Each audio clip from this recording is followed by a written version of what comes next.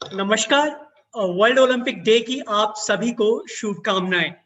Uttarakhand Kabaddi association द्वारा आयोजित इस चर्चा में आप सभी का स्वागत है। आज के चर्चा का विषय है how India can become a sporting nation. Bharat की तरफ से सन 1900 में नॉर्मन पिटकार्ड ने ओलंपिक गेम्स में हिस्सा लिया था और एथलेटिक्स में 2 सिल्वर मेडल्स जीते थे। उसके बाद भारत ने पहली बार 1920 में समर ओलंपिक्स में हिस्सा लिया और एथलेटिक और लगातार 100 सालों से ओलंपिक्स में हिस्सा लेते हुए आ रहे हैं। पर 100 सालों में हमें सिर्फ 28 मेडल्स मिले हैं। तो आज हमारे साथ हैं हमारे मेहमान जो चर्चा करेंगे भारत खेल में कैसे आगे बढ़ सकता है। चर्चा शुरू करने से पहले मैं उत्तराखंड कबड्डी एसोसिएशन के जनरल सेक्रेटरी श्री चेतन जोशी जी से आग्रह करूंगा कि आज के हमारे गेस्ट्स का स्वागत करें। चेतन सर।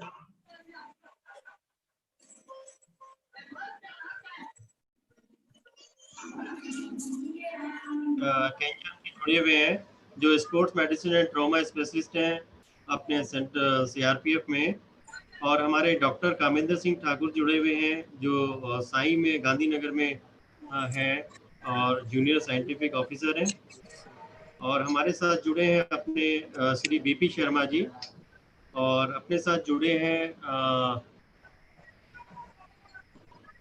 हमारे गेस्ट हुड्डा जी, दीपक हुड्डा जी। मैं इन सब का स्वागत करता हूं और विकास जी से कहता हूं इनकी चर्चा को शुरू किया जाए। Thank you sir. मैं ज्यादा समय ना लेते हुए आज के पहले गेस्ट के बारे में बताना चाहूंगा। Doctor Kenjum Nagumde, CMO SG sports medicine and trauma specialist CRPF. Doctor Kenjum ने केजीएमसी लखनऊ से एमबीबीएस, सफदरजंग हॉस्पिटल दिल्ली से paediatrics, accident trauma and emergency में fellowship MS Ramaiah medical college Bangalore से और पटियाला पंजाब से स्पोर्ट्स मेडिसिन की डिग्री ली है। इन्होंने अपने सर्विस पीरियड में कश्मीर से कन्याकुमारी तक सर्व किया है।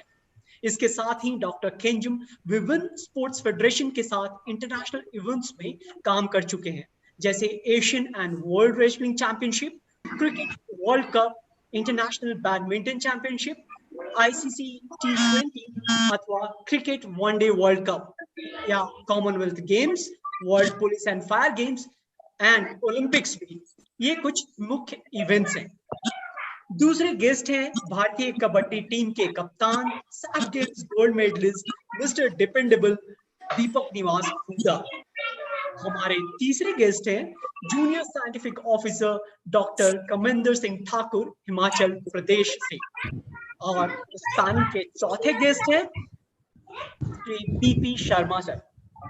साथ में हमारे साथ 4 स्पेशल गेस्ट हैं जो बात करेंगे कबड्डी की, बात करेंगे कबड्डी कैसे आने वाले वक्त में ओलंपिक्स में शामिल हो सकता है।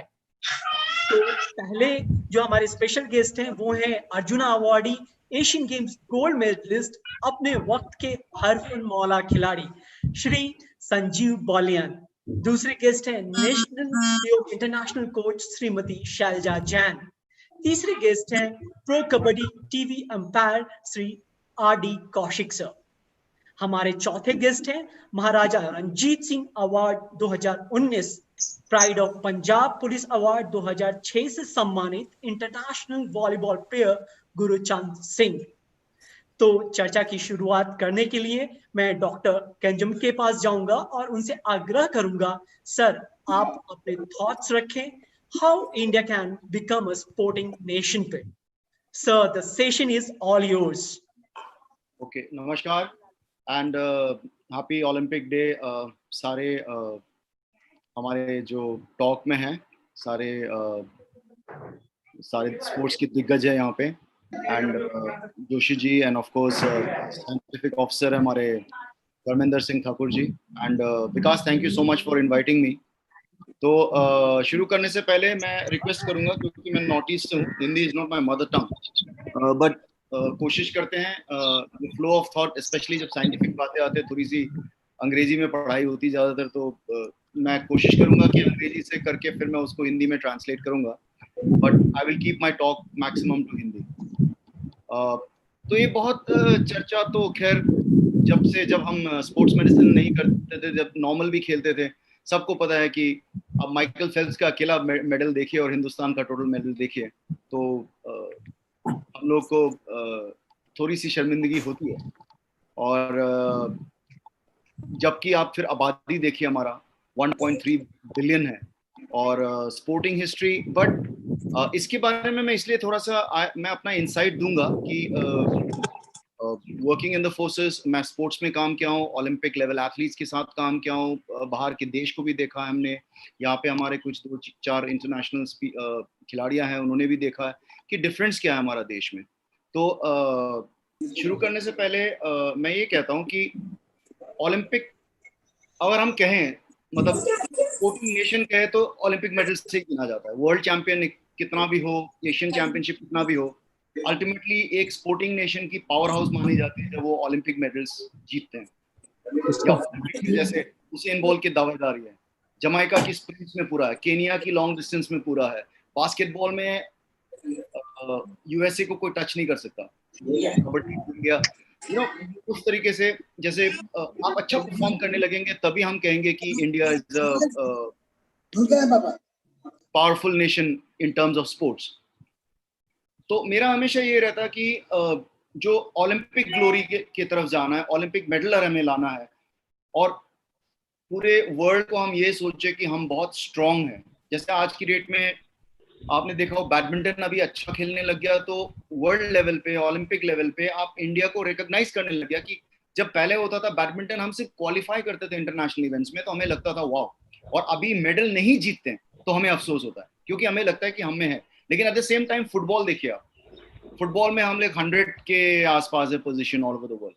तो उसी तरीके से एथलेटिक्स में जितना होना चाहिए उतना नहीं है।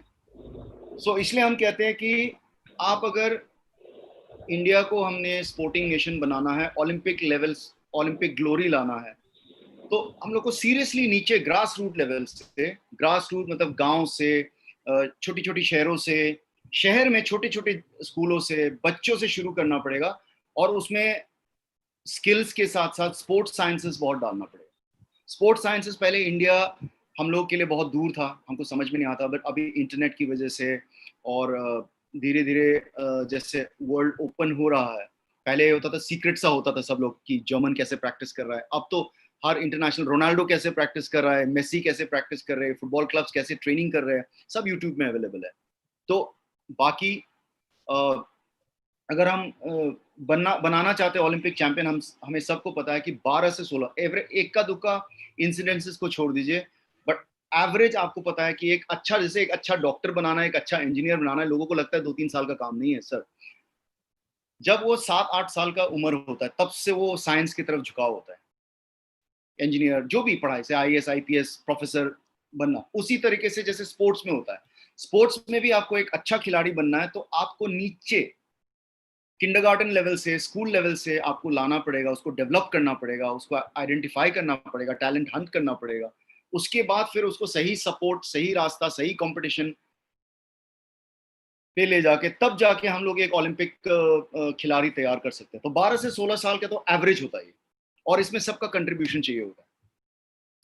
तो जब हम बात करते हैं कि हम ये सब कर लेंगे, आज की डेट में खेलो इंडिया बहुत कर रहे हैं हम लोग, उसी तरीके से आप लोग को पता है जो यहाँ स्पोर्ट्स में इन्वॉल्व है, स्पोर्ट्स ट्रेनिंग सेंटर है, आर्मी के टैलेंट आइडेंटिफिकेशन हंट है, पैरामिलिट्री के है, पुलिस के हैं, तो मेहनत तो कर रहे हैं लोग। बट जैसे हमने देखा अभी कि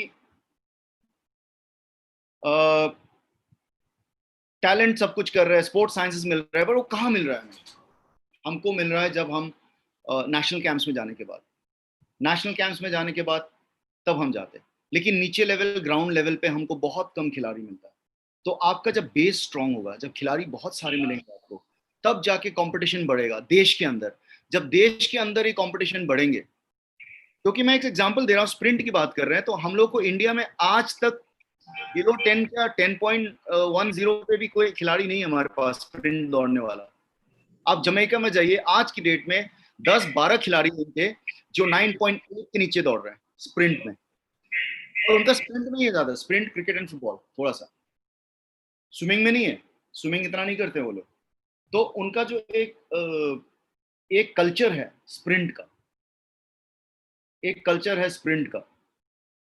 आपको जैसे हम लोग मजाक कर रहे थे जब मैं उसेन बोल्ट से मिला था ओलंपिक्स में, रियो में। हमने मजाक में कहा था कि आपकी ट्रेनिंग देख के मुझे बहुत अच्छा लगा, तो आप ये middle distance long distance training नहीं करते। तो उसने मजाक में ये कहा था कि जमैका बहुत छोटी सी आइलैंड है, वहाँ लॉन्ग डिस्टेंस की जगह नहीं है, हम तो स्प्रिंट ही करते हैं, जहाँ इधर से उधर स्कूल जाना है, कॉलेज जाना है, कहीं जाना है, हम स्प्रिंट करके जाते हैं क्योंकि जमैका बहुत छोटी है। उसने मजाक में बोला, उसने कहा स्प्रिंट हमसे जितना करा लो, लॉन्ग डिस्टेंस मेरे से होगा नहीं। उसी तरीके से आप केनियंस को उठा के देखिए, उनको बोला स्प्रिंट मारिए, वो कह रहा है स्प्रिंट में नहीं मारूंगा, मैं तो लॉन्ग डिस्टेंस ही करूंगा। तो उसी तरीके से जो कल्चर होता है स्पोर्ट्स का, उनके यहाँ ऑलरेडी बेस इतना है, तो ऑलरेडी जब उनको नेशनल कैंप में सिलेक्ट होने के लिए 10 के नीचे दौड़ना है उसने, तो मेडल तो आएगी। और हम लोग का नेशनल रिकॉर्ड ही 10.10 10.151, तो there is no chance for us to get an Olympic medal. मेरा बस यही था। बाकी जब हम अभी आज की डेट में, जैसे मैं हमेशा ये कहता हूं कि देश महान, जैसे लोग कहते हैं स्पोर्ट्स या देश महान नहीं होता है, उसे महान बनाना पड़ेगा। तो उसके लिए क्या करना पड़ेगा, आज आप देखिए हमें बच्चे से ही स्टार्ट करना पड़ेगा।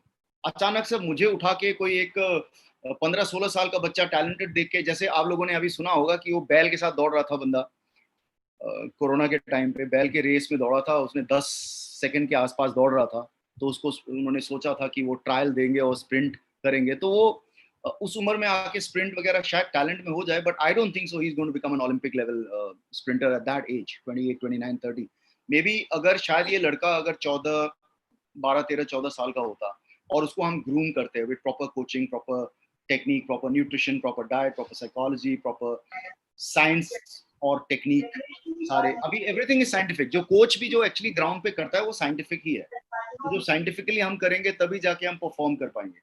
दूसरा, आजकल की डेट में इंडिया में बच्चे, हमारे मैक्सिमम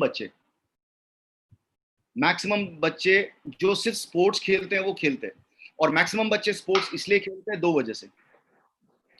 या तो इतनी गरीबी है कि स्पोर्ट्स से शायद वो सोचता है मैं अपना जिंदगी बना लूं, या दूसरा वो है कि पढ़ाई में बिल्कुल अच्छा नहीं।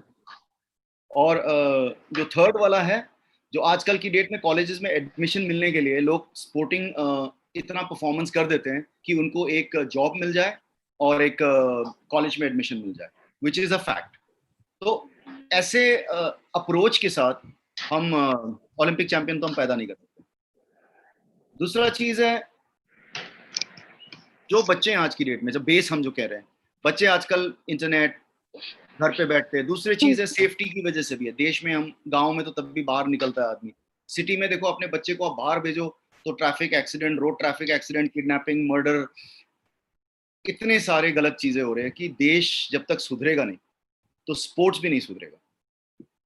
इसलिए हम लोग को अगर विनिंग नेशन बनाना है तो सबसे पहले हमें इसको एक एक्टिव नेशन बनाना पड़ेगा कि हर बच्चा स्कूल पे खेल रहा हो।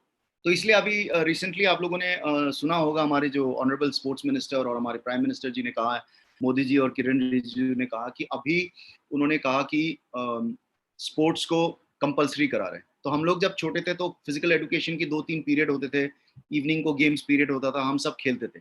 अभी क्या हो गया कि गेम्स मतलब पबजी, व्हाट्सएप, फेसबुक, टिकटॉक, हम बहुत सारे लोग उसी में बिजी हो गए। तो इसीलिए आई थिंक जब फिजिकली फिट नहीं है जनरल पब्लिक, तो सिर्फ वही जो लोग, कुछ लोग खेलते हैं वही आगे आते हैं।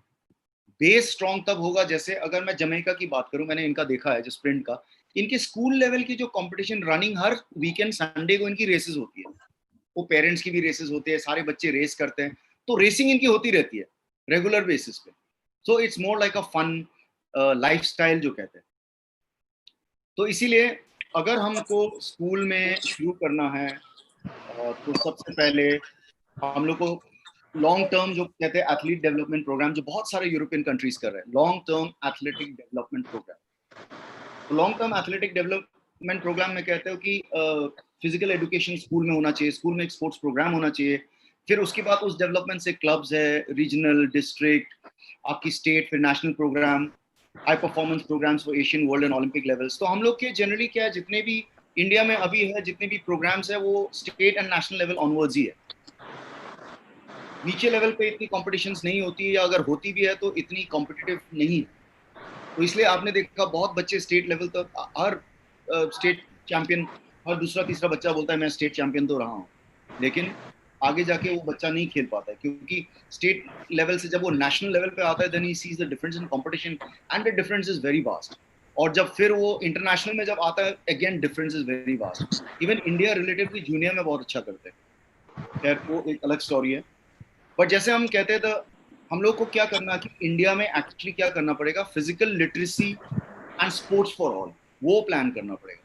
तो जिस तरीके से आप 3 साल से 6 साल हम बच्चों को शुरू करते हैं, एक्टिव फॉर लाइफ शुरू करना है पहले, फिर शुरुआत करनी है उसको, एक्टिव स्टार्ट कराना है उसको, उसके बाद बच्चे को एंजॉय कराना पड़ेगा, फंडामेंटल्स एंजॉय करते करते थोड़ा सा खेले कूदे। हम लोग बच्चे को भी अभी I feel is a very wrong trend, जहाँ पे 6-7 साल की उम्र पे आप उसको इतनी घिसाई कर देते हैं, अच्छे अच्छे बच्चे 13-14 साल की उम्र तक वो छोड़ देते हैं, क्योंकि वो इतने घिस चुके होते हैं, इतने आपने उसको रगड़ चुका होता है, यू नो, सो दैट वो बच्चा अब खेलना नहीं चाहता है, उसको लग रहा है स्पोर्ट्स मजा। जैसे बहुत लोग बच्चे जो स्पोर्ट्स फुल टाइम अच्छे से नहीं खेलते हैं, जो पढ़ाई लिखाई करते हैं, वो जाते हैं थोड़ी देर बैडमिंटन खेल लिया, फुटबॉल खेल, वो एंजॉय करते हैं। बट जो हमारे बच्चे, जो अच्छे टैलेंटेड बच्चे भी, हम उनको इतना घिस देते हैं 11, 12, 13, 14 साल के, हम लोग प्लान नहीं करते उनकी कंपटीशन की ट्रेनिंग में, बिकॉज हम लोग के कॉन्सेप्ट ही है कि रगड़ा, जितना रगड़ा करोगे उतना अच्छा डेवलप करेंगे। बट उसमें क्या होता है, बर्नआउट हो जाती है, ओवर ट्रेनिंग हो जाती है, इसकी वजह से हो जाते हैं इतने सारे कारण, और बच्चा थक जाता है, उग जाता है, कहता है बस मेरी हो गया। और जब तक अंदर से एंजॉयमेंट नहीं करता वो खिलाड़ी, उसके अंदर में जब तक आप पैशन को जगाओगे नहीं, वो आगे जाके वो बच्चा परफॉर्म नहीं कर पाएगा। तो इसलिए जब आप शुरुआत करते हैं, पहले you have to go for the principles of fundamentals, उसके बाद आप उसको करते हैं learn to train, then you train to train, then you train to compete. एक the different ages for this, then you train to compete, and जब train to compete करते हैं, generally 16 years competition at a national level, 16 to 20, 21 to learn to compete, and you start learning how to win at after the age of 23, 24, 25, 26. एक का दुक्का sports को छोड़ दीजिए, आप gymnastics वगैरह you want to start early and compete early, but most of the sports, you know, अगर आपको एक प्रोग्राम, मेरे कहने का मतलब individual differences will always be there, एक का दुका एक्सट्रीमली टैलेंटेड लोग होंगे, एक्सट्रीमली टैलेंटेड बच्चा होंगे जो 13-14 साल की उम्र में आके अच्छा खेलने लग जाएंगे।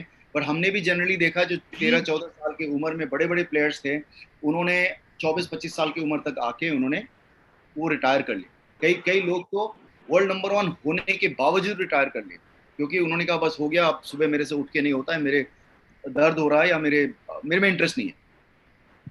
तो इसलिए then you have learn to compete, then you have compete, then you learn to compete to win, और उसके बाद विन करने के बाद जब हमारी स्पोर्टिंग करियर खत्म हो जाती है, sports for life, for fitness, या as a coach, as a trainer, as a director in some sports, तो वो अपना एक्सपीरियंस लेके आते हैं। तो हम लोग के पास एक्चुअली ऐसे लेट सेट प्रोग्राम नहीं है स्कूल, जैसे मेडिकल में हमारा प्रोग्राम है।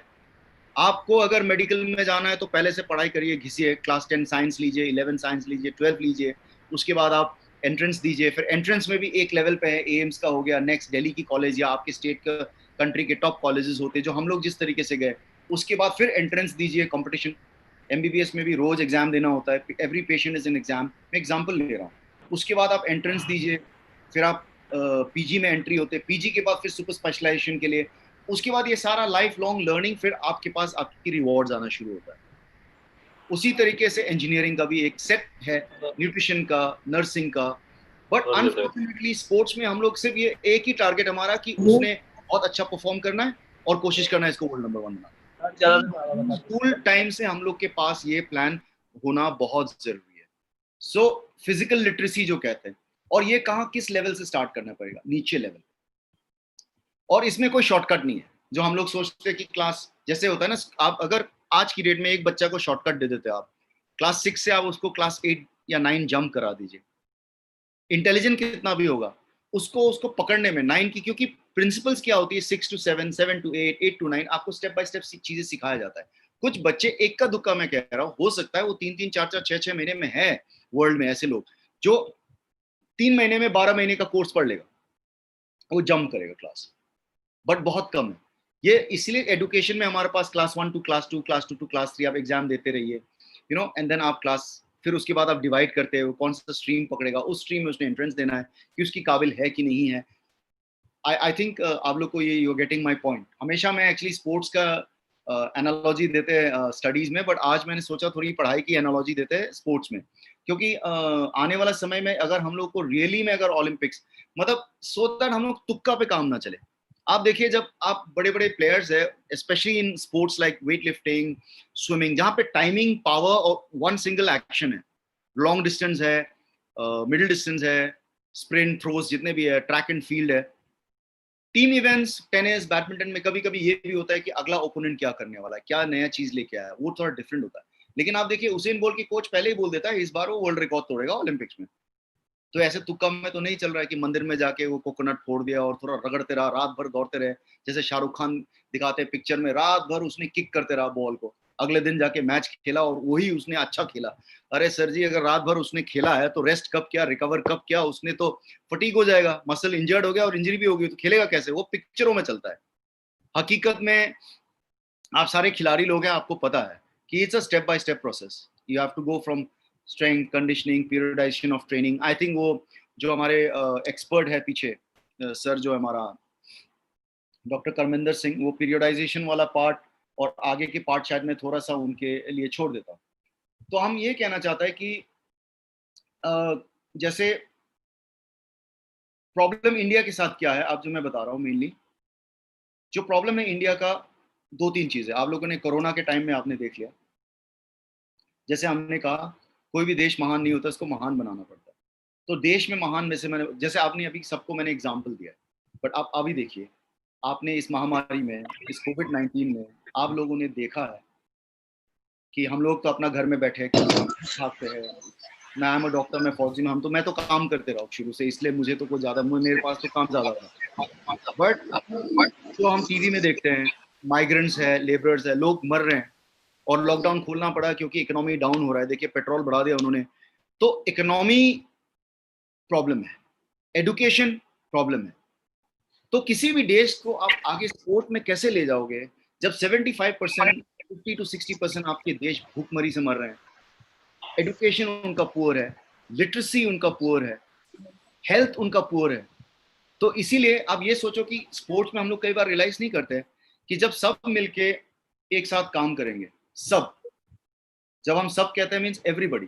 अब हम लोग क्या करते हैं, क्योंकि हम सिर्फ स्पोर्ट्स में, तो हमको लगता है एक बार हम बड़े उस स्पोर्ट्स में आ जाते हैं तो हम शायद काइंड ऑफ भूल जाते हैं कि स्पोर्ट्स को आगे, आपने खुद देखा कि बहुत सारा स्पोर्ट्समैन, आपका ट्रेनिंग के लिए आपको किट चाहिए, आपको पैसा चाहिए, आपको स्पॉन्सर्स चाहिए।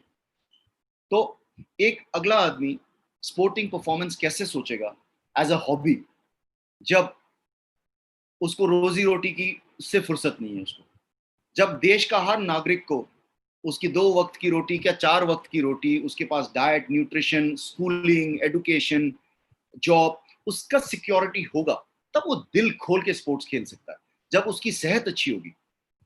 अब जैसे हमने अभी कहा, अभी भी आप कल्चर देख ले इंडिया में, जब हमारा छुट्टी होती है हम क्या करते हैं, या तो पिक्चर जाते हैं, अभी तो मॉल वगैरह सब बंद है, अदरवाइज जनरली क्या होता है, ये हम लोग के घर में भी होता है, छुट्टी होती है हम क्या करते हैं, नानी के यहाँ जाना है, और नानी के यहाँ चला गया तो दबा के खाना है, दादाजी, मतलब हम लोग के यहाँ आपने देखा होगा कोई भी ज्यादातर आपके घर आते हैं, वो कोई खेलने का सामान या वो लेके आता नहीं है, वो लेके आता है खाने का सामान।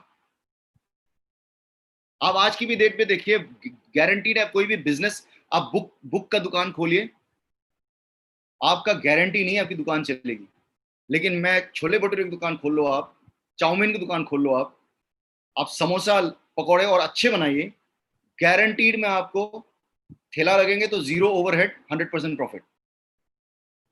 मतलब इंडियंस खाने पीने का शौक है। तो हम लोग को कुछ छुट्टी होते हैं, हम कहाँ जाते हैं, tracking, hunting, shooting, skipping, cycling, कहाँ जाते हैं हम लोग? ये यंग जनरेशन जाते हैं जो सिटीज में रहते हैं, कि वो लोग क्लब में चले गए उसमें। बट नॉर्मल शहर में हम क्या करते हैं, नानी नाना दोस्त यार दोस्त के घर जाते हैं और खाने पे। और जो थोड़े सीनियर हो जाते हैं, तो पंजाब में जब शुरू शुरू में गए, डॉक्टर साहब यार एक दिन बैठते हैं, मैंने सोचा बैठना, रोज तो बैठते हैं। बाद में मुझे पता चला कि बैठना क्या होता है। I think Vikas understands what you mean by बैठना। जब दो यार मिलते हैं तो यू नो बैक पाइपर खुलते हैं, something like that. So that is the culture. So we have to change this culture. जब तक ये कल्चर हम चेंज नहीं करेंगे, हम इंप्रूव नहीं करेंगे.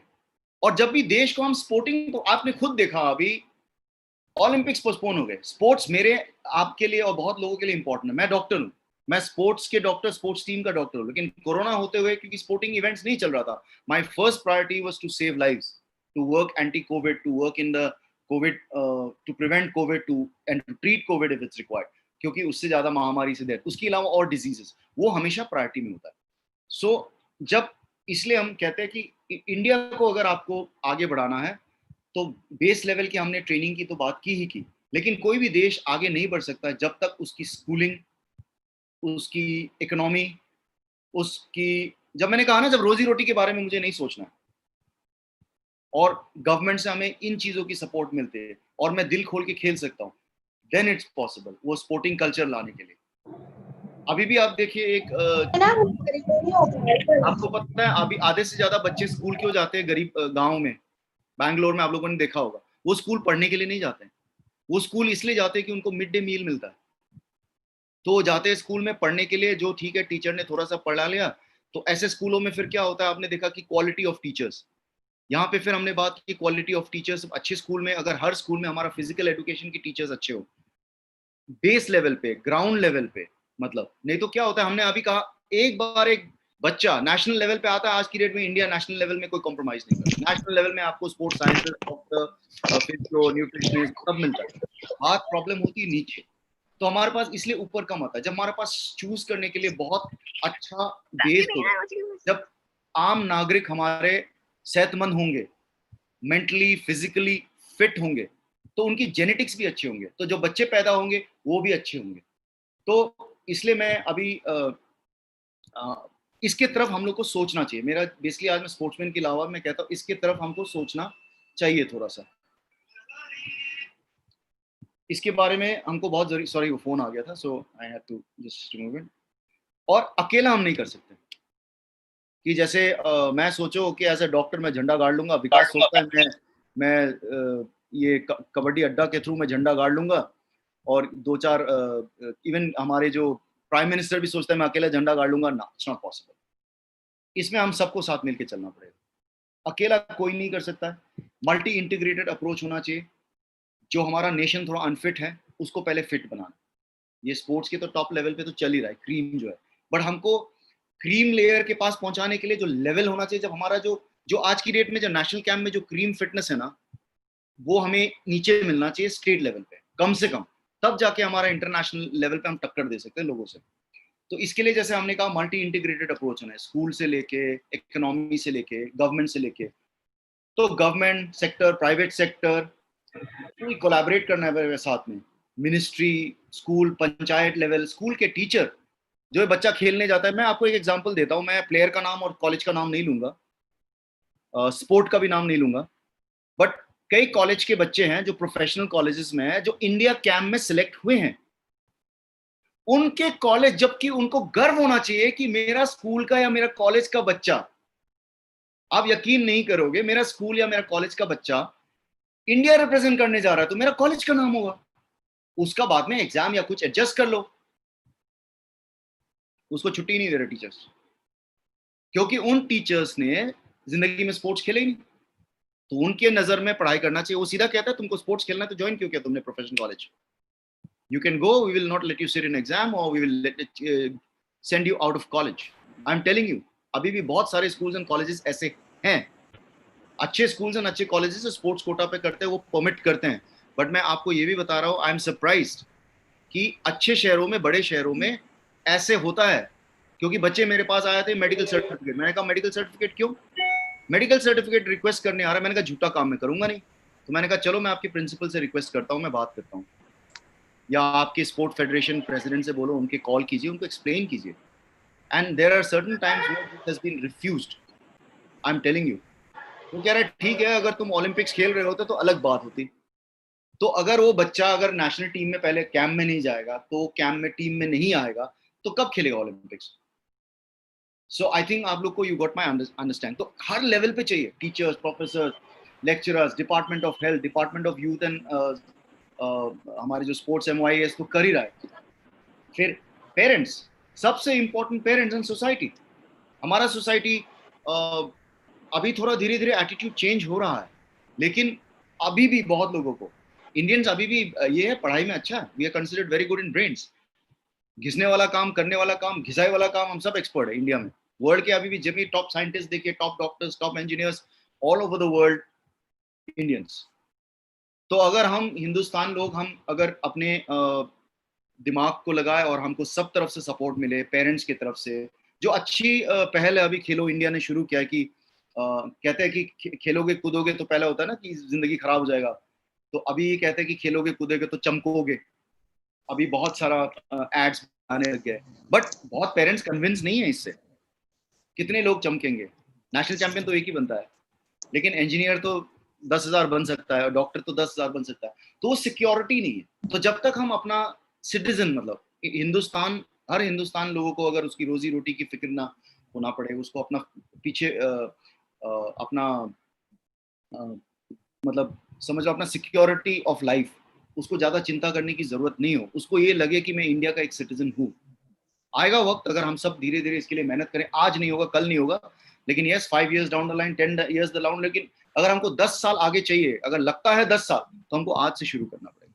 तो 10 साल लगेगा ये सोच के कि हम करें ही ना। How much time do I have, Vikas? May be around 5-10 minutes. 5 minutes. Okay, so I'll just sum up. Yeah. So I hope you got it. So मेरा ये कहने का मतलब है, जब आप कोई भी एक स्पोर्टिंग नेशन को ग्रेट करने के लिए ग्रास रूट्स लेवल स्टार्ट करना पड़ेगा, फिर आपको पूरे देश उसका साथ देना पड़ेगा। एनजीओस, अब एनजीओस कर रहे हैं, आप लोगों ने सुना है, जैसे जेएसडब्ल्यू, बट ये किसको कर रहे हैं सर? Top level.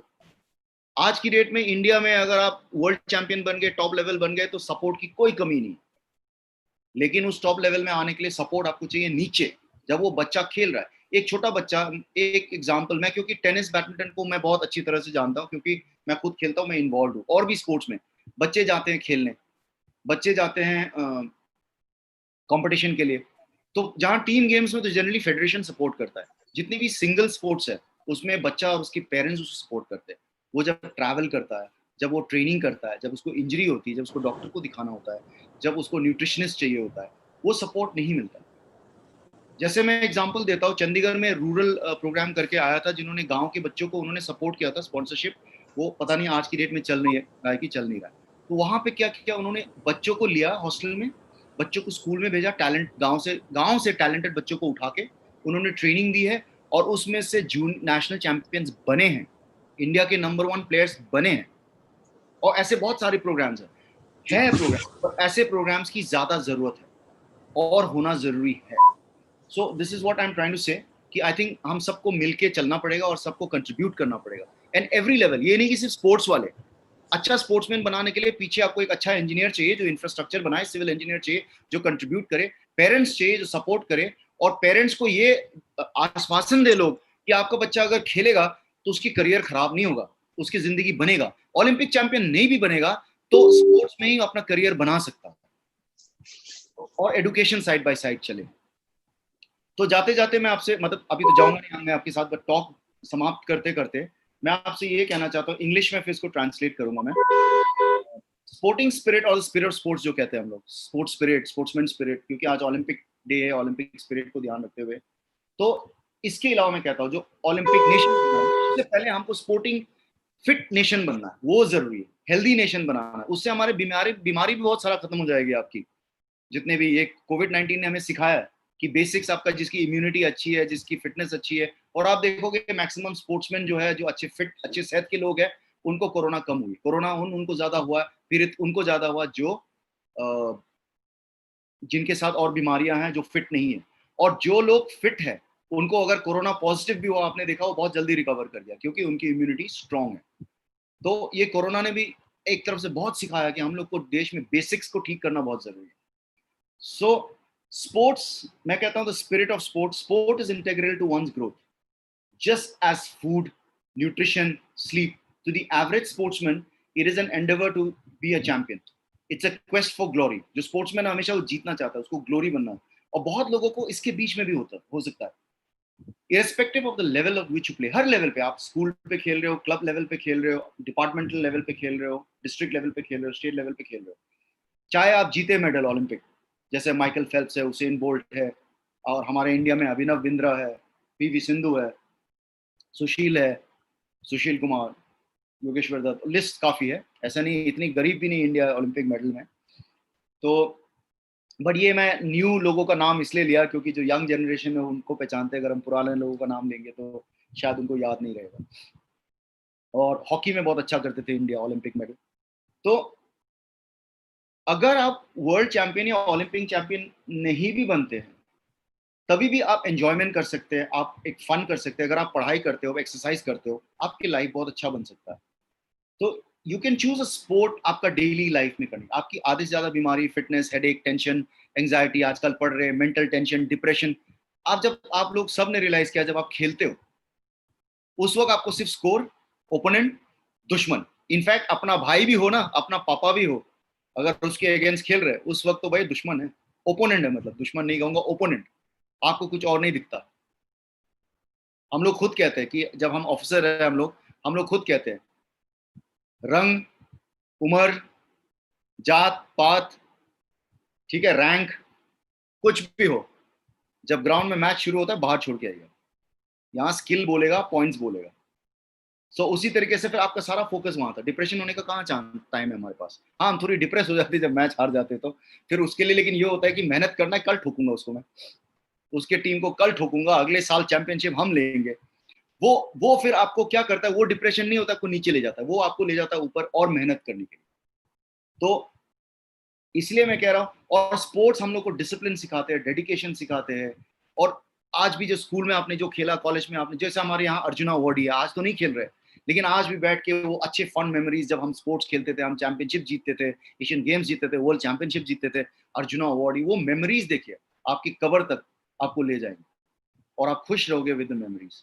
सो मेरे तरफ से ये है कि हिंदुस्तान से मेरी ये मैसेज है, go out, play, run, jump, climb, have fun and be a better human being, be a good human being. और जब आप, हर हिंदुस्तानी रिलेटिवली अच्छा फिटनेस लेवल पे होगा, ऑटोमेटिकली हमारे जो स्पोर्टिंग, हमारे जो बेस अच्छा बनेगा, हमारा स्पोर्टिंग लेवल अच्छा बढ़ेगा, हमारा टाइमिंग्स, हमारा पावर, हमारा स्ट्रेंथ, हर चीज हमारा ऊपर होगा। तो जब हम लोग चूज करते हैं इसमें से प्लेयर्स, हम ऑलरेडी अच्छे लेवल, अच्छे फिट लोगों से चूज करेंगे, तो ऑब्वियसली हम वर्ल्ड क्लास, वर्ल्ड के बराबर पे जब चलेंगे तो हम लोग के इसमें कोई प्रॉब्लम नहीं होगी। यहाँ पे जितने भी टॉप लेवल की कोचेस हैं, आप जानते हो, जब भी इंटरनेशनल लेवल की बात करते हैं, जैसे मैं टेनिस की बात करूँ, फुटबॉल की बात करूँ, जब इंटरनेशनल प्लेयर्स से हम, कोचेस से हम बात करते हैं, what is the problem with Indians, we skill है, सब कुछ है, मेंटल टफनेस, हम क्यों नहीं कर पाते, that is because he says कि Indians don't have the legs. ये मुझे मैक्सिमम, अगर 10 में से जवाब बोलता है, किसी ने मुझे नहीं बोला Indian doesn't have mental toughness, बोलता है Indians don't have the legs. इसका मतलब क्या है, basically explosive strength, power, speed, वो चीजें वो कहते हैं। इसीलिए क्योंकि जैसे हमने अभी इतनी देर से जो आपको समझाया, क्योंकि हम लोग जहां से उठाते हैं तो वही थोड़ा कमजोर है, तो देश को स्ट्रांग बनाने की जरूरत है स्कूल लेवल से। तो मेरे तरफ से फिर से मैं कह रहा हूं, सो हर देश के नागरिक को, हर बच्चा को खेलना चाहिए, एक्सरसाइज करना चाहिए, फिट रहना चाहिए, और वो बीमारी से दूर रहेंगे। एंड फिर उसके बाद हम इजीली, हमारे लिए रास्ता बन जाएगा आगे ओलंपिक नेशन बनने के लिए। बाकी गवर्नमेंट तो अभी काफी सपोर्ट कर रहा है टॉप लेवल पे पहुंचने के बाद। तो मेरे तरफ से मैं ये क्लोज करता हूँ। Thank you so much. Jai Hind. Over to you Vikas. Thank you sir. These are very valuable insights, especially जो आपने ग्रास रूट लेवल की बात की। और अभी फिटनेस की आप बात कर रहे थे, तो हमारे साथ जुड़े हैं भारतीय कबड्डी टीम के कप्तान मिस्टर डिपेंडेबल दीपक निवास हुडा। मैं अभी एक बार कोशिश करता हूं उनको यहाँ पे लेने के लिए।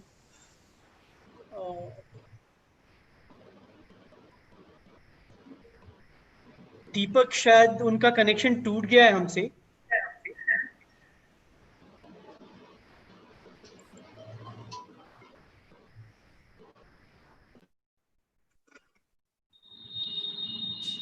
हमारे साथ बिहार कबड्डी एसोसिएशन के general secretary Kumar Vijay sir भी जुड़े हुए हैं, और मैं विजय सर से ये विनती करूंगा कि 2 शब्द आज के इस चर्चा के बारे में बोले। विजय सर।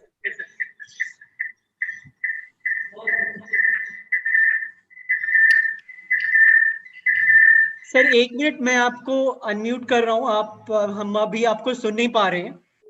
मैंने यहाँ से अनम्यूट किया है। सर अभी म्यूट है। हाँ, यहाँ से तो मैं करने की कोशिश कर रहा हूँ।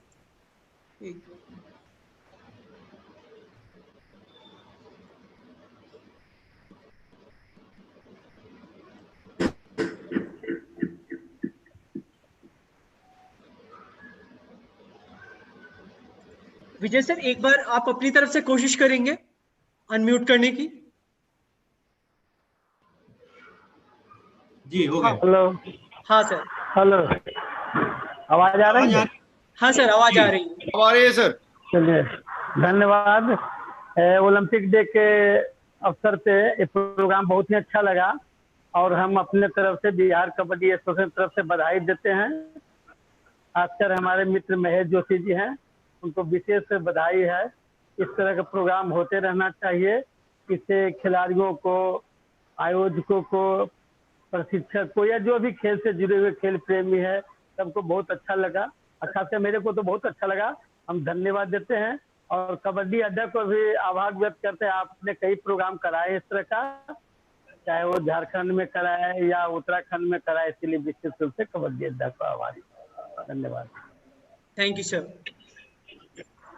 अब हमारे डिबेट के अगले जो गेस्ट हैं डॉक्टर कमेंदर ठाकुर, मैं उनको भी यहाँ पे बुलाना चाहूंगा और उनके वक्तव्य को सुनना चाहूंगा। Sir, over to you.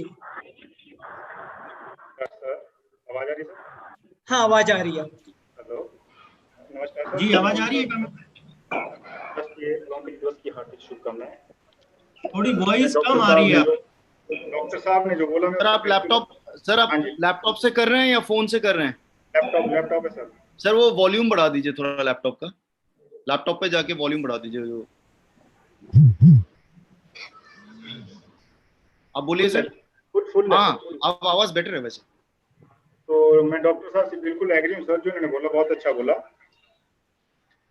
तो ये 23 जून का जो हमारा जो आज का ओलंपिक दिवस मनाया जा रहा है अंतर्राष्ट्रीय, इसका 23 जून 1894 को मैं थोड़ा सा इंट्रोडक्शन देना चाहता हूँ सर। इसकी IOC की नींव रखी गई थी। इसका उद्देश्य ये था कि जो ओलंपिक में खेलों की भागीदारी बढ़े और किसी भी लिंग का हो, जाति का हो, किसी भी प्रकार का हो, किसी भी क्षमता का हो, वो इसमें सक्रिय रूप से भाग ले सके ओलंपिक्स में। और 1948 में इसको पहली बार ओलंपिक डे बनाया गया, जिससे इसका उद्देश्य ये था कि देश में जागरूकता फैले, लोगों में जागरूकता फैले खेलों के प्रति। अब ये ओलंपिक क्यों इम्पोर्टेंट है हमारे लिए कंट्री के लिए? ओलंपियन जो हमारे देश के पार्टिसिपेट करते हैं, वो हमारे देश के सम्मान का प्रतीक हैं और वे हमारे राष्ट्र का प्रतिनिधित्व करते हैं। इसके अलावा यह एक जुट करने वाली ताकत भी है, जो कि बहुत सारे देशों को एक साथ इकट्ठा करती है, जोड़ती है। ओलंपिक्स के 3 स्तंभ हैं जिनके ऊपर खड़ा हुआ है: मूव, लर्न और डिस्कवरी। और इसके अलावा मेरा जो आज का मेन पॉइंट है कि हम किस तरह से अपने देश को ओलंपिक में मेडल के लिए आगे ले जा सकते हैं, मेडल ले सकते हैं ओलंपिक्स में। तो सबसे पहले डॉक्टर साहब ने बोला सिक्योरिटी। सर, हर पर्पज में सिक्योरिटी का मतलब है कि आपके प्लेयर को, आपके जो वर्कर हैं, उन सब की सिक्योरिटी चाहिए। सबकी सिक्योरिटी होना बहुत जरूरी है। बच्चा इंजर्ड होता है, उसको इंजरी हो जाती है, तो उसकी सिक्योरिटी नहीं है। वो अपने पैसे से लेके जाके अपना इलाज कराता है, फिर फिट होता नहीं होता, कोई गारंटी नहीं है। दूसरा सिक्योरिटी ये है कि जो भी इस फील्ड में जुड़े हुए हैं, जो काम कर रहे हैं, उनको एक जो भी पेमेंट है, जो भी सफिशिएंट उनको पेमेंट दी जाए, रेगुलर रखा जाए। इस तरह की सिक्योरिटी सबको मिले।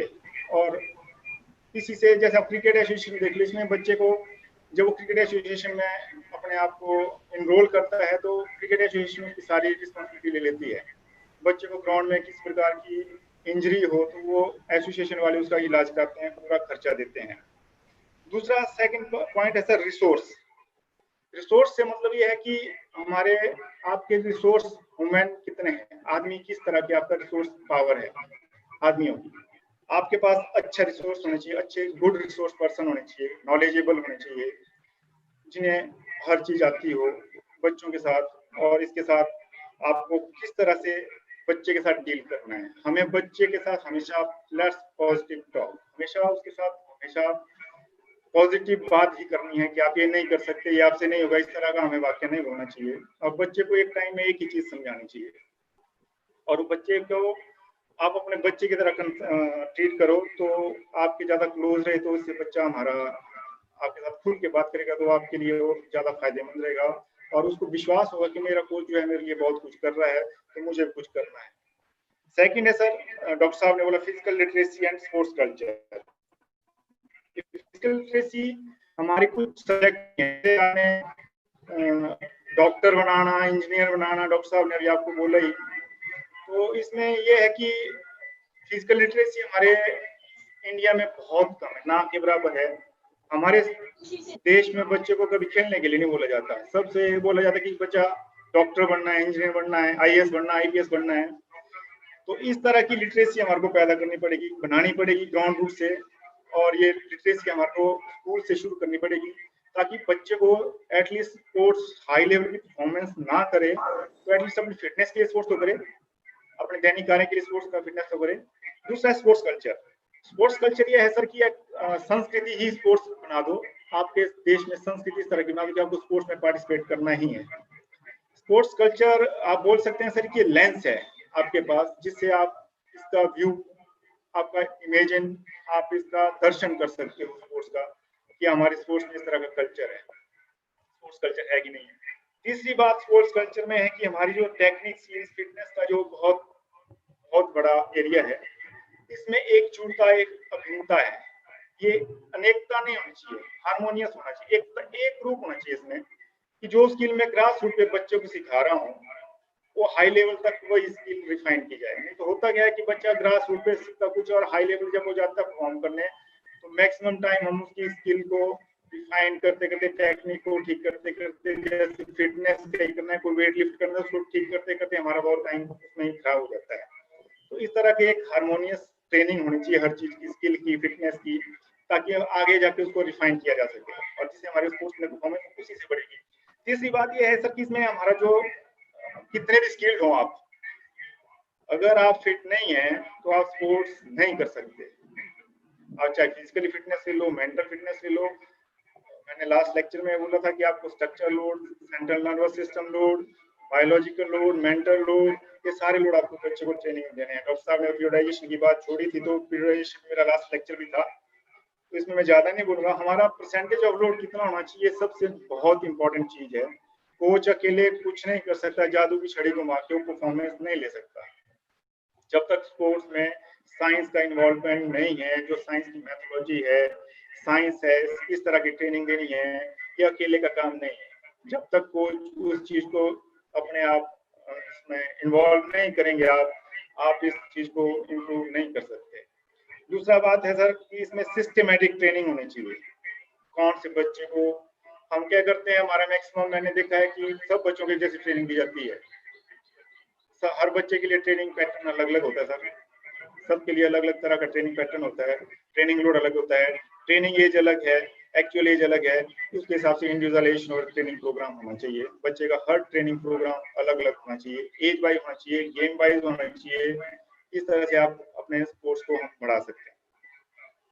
तीसरा है साइंटिफिक इन्वॉल्वमेंट। आपके स्पोर्ट्स में कितना साइंस इन्वॉल्व है। अब हम ट्रेनिंग कराते हैं, एक डॉक्टर साहब बोलते हैं रगड़ा पट्टी वाला काम है कि रगड़ रगड़ के बच्चों को थका देते हैं। बात सही बोली डॉक्टर साहब आपने, क्योंकि इसमें हम बच्चे को कितना लोड देना कोई मालूम नहीं है। आए एक तो हमारा सिस्टम नहीं है ट्रेनिंग का, किस तरह ट्रेनिंग करानी है करे, हमारे पास कोई कंक्रीट मटेरियल नहीं होता हमारे ट्रेनिंग प्रोग्राम का। क्योंकि मैंने बहुत फॉरेनर कोचेस के साथ काम किया, उनके पास हमेशा कंक्रीट मटेरियल होता है, उनको ट्रेनिंग में क्या कराना है तो लिख के लाते हैं। हमारे कोचेस के पास ऐसा कंक्रीट मटेरियल नहीं होता है कि क्या कराना है, आए भागो, वार्म अप करो, खेल लो, ऐसे ट्रेनिंग नहीं होती है। आप रोज जंपिंग, थ्रोइंग, ये हमारा daily by birth bye born हमारी एबिलिटी है, हम यही करते हैं, तो इससे स्पोर्ट्स परफॉर्मेंस नहीं बढ़ेगी। हमारे को इससे हट के काम करना पड़ेगा। हमें हर साइंटिफिकली हम बच्चे का लोड पैटर्न चेक करके ट्रेनिंग देते हैं, लेकिन कई बार ये होता है कि हम क्या करते हैं कि बच्चे को ट्रेनिंग देते हैं, जैसे मैक्सिमम स्ट्रेंथ की जरूरत ही नहीं है किसी गेम में, हम उसको मैक्सिमम स्ट्रेंथ में करा देते हैं, लेकिन उसका यूज क्या है?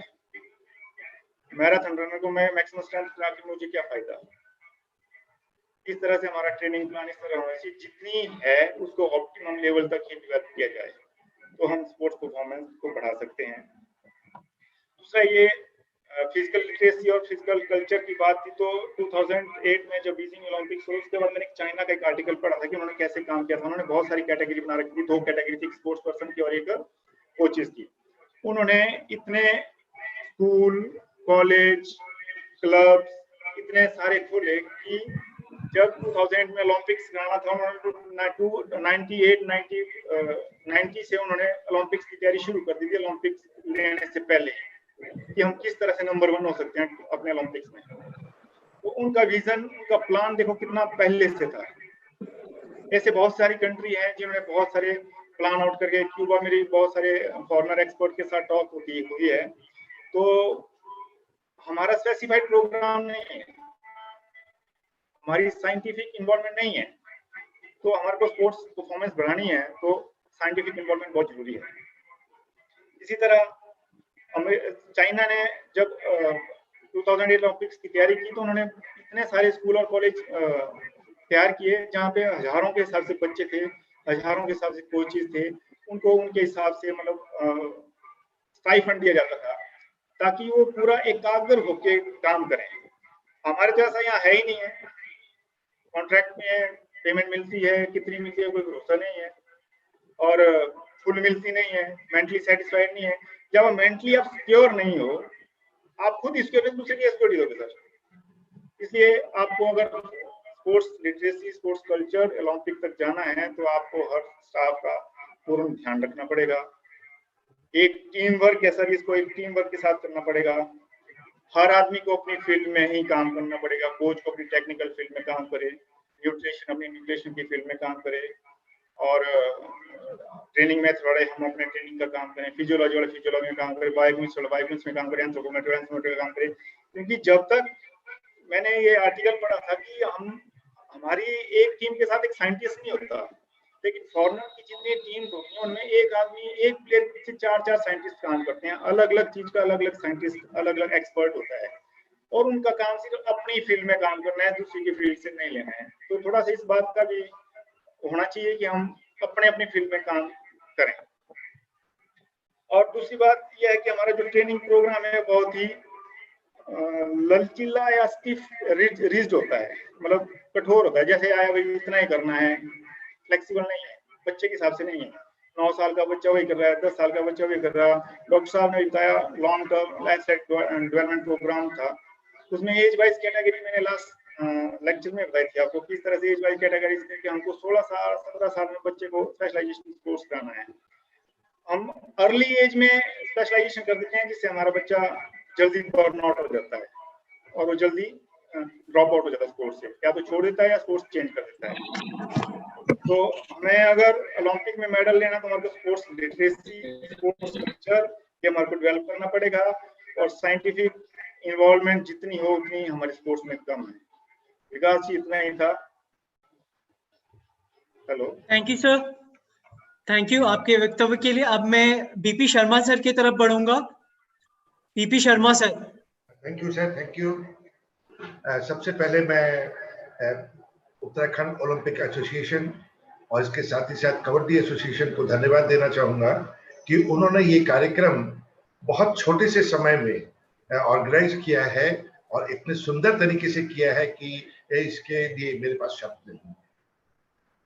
मुझसे पूर्व पहले वक्ताओं ने बहुत सारी चीजें बताई, मैं बहुत ज्यादा दूर नहीं जाके सिर्फ ओरिजिन के बारे में बात करना चाहूंगा कि what is the origin of Indian Olympic Association. I am very thankful to Raja Ranjit Singh ji from Punjab, जिनकी वजह से आज इंडियन ओलंपिक एसोसिएशन हमारी नजर में है और हमारे साथ कार्य कर रहा है। अगर ये ना होते तो हो सकता है कि ये गेम्स वगैरह भी हमारे साथ नहीं जुड़ पाते। और मैं चाहता हूं कि राजा रणजीत सिंह जी को धन्यवाद देना चाहूंगा, वो तो अब नहीं है, पर फिर भी उनकी यादें हम लोगों के साथ जुड़ी हैं, उनकी कार्रवाई हमारे साथ जुड़ी है।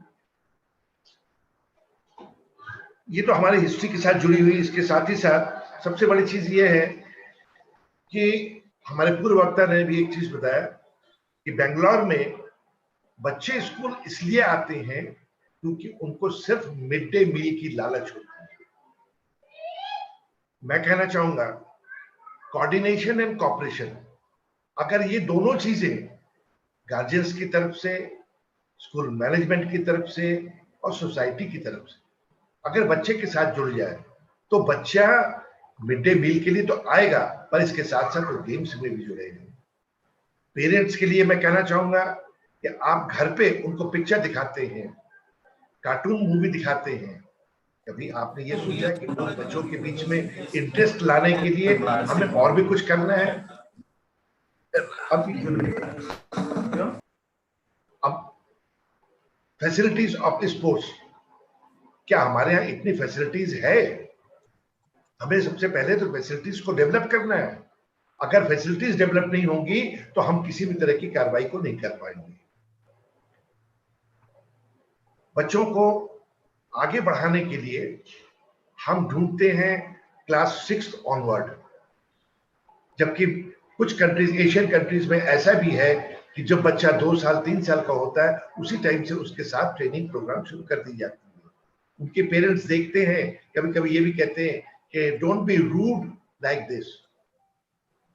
हमारे यहाँ ऐसा नहीं है, पर यह कि अगर हम बच्चों के बीच में इस तरह का बीज डाल सकें, इस तरह की चीजें भर सकें, तो वो बच्चा 2 साल 3 साल के बाद ऑटोमेटिकली अपना प्रोग्राम देना शुरू करेगा और वो आगे भी बढ़ेगा। इसके बाद जब हम खेल के साथ आगे बढ़ते हैं तो क्या मेरी लाइफ सिक्योर्ड है? हमने गेम्स में बहुत अचीवमेंट किया, नेशनल लेवल गए, इंडियन ओलंपिक एसोसिएशन की तरफ से ओलंपिक में मेडल भी ले आए। उसके बाद हमारी लाइफ सिक्योर्ड है, तो हमें उसकी सिक्योरिटी के लिए भी गवर्नमेंट से अपील करनी होगी कि वो इन लोगों को भी सिक्योर करे। जैसा कि बीमारी के पीरियड में अभी पिछले दिनों हॉकी के एक बहुत सीनियर प्लेयर जिनकी डेथ हो गई, वो भी बेचारे बहुत दिनों तक हॉस्पिटल पड़े रहे और उनको किसी भी तरह की फाइनेंशियल एड वगैरह प्रॉपर तरीके से नहीं मिल पाई थी। तो हमें इस तरह की सिक्योरिटी गवर्नमेंट से भी चाहिए। अब मैं आना चाहूंगा कि क्योंकि हमारे पूर्व वक्ताओं ने बहुत सारी बातें बता दी, हमें क्या क्या चीज करना है, what we need from the government. अगर गवर्नमेंट इन सब चीजों को कर सकती है तो मैं समझता हूं कि हम ओलंपिक में भी अपना झंडा प्रॉपर वे में गाड़ सकते हैं। सबसे पहले अगर हम हरियाणा और कनाडा को देखें तो इनके यहाँ अलग से उन्होंने सेंटर खोले हुए हैं, छोटे बच्चों से लेकर बड़े तक वहां पे ट्रेनिंग प्रोग्राम करते हैं और ट्रेनिंग प्रोग्राम करने के बाद वो आगे तक आ पाते हैं। दूसरा, हमारे यहाँ जो स्पोर्ट्स एकेडमिक है इनको भी मुझे देखना है। स्पोर्ट्स एकेडमिक जो है वो इस तरह की बने जिससे लोग आगे कुछ कर सकें, कुछ उनके बारे में प्रॉपर जानकारी लें और जानकारी देने के बाद वो अपना रास्ता खुद चुन सके। आज एक डॉक्टर का बेटा, डॉक्टर ये कहता है कि मेरा बेटा डॉक्टर ही बनेगा, दूसरा कुछ नहीं बनेगा। तो इस तरह की चीजों की भावनाओं को हटा के हमें एक ही चीज देखना है कि उनके बीच में हम इस तरह का बीज दें ताकि वो बच्चा ये कार्य करे और स्पोर्ट्स में आगे आके बढ़ सके।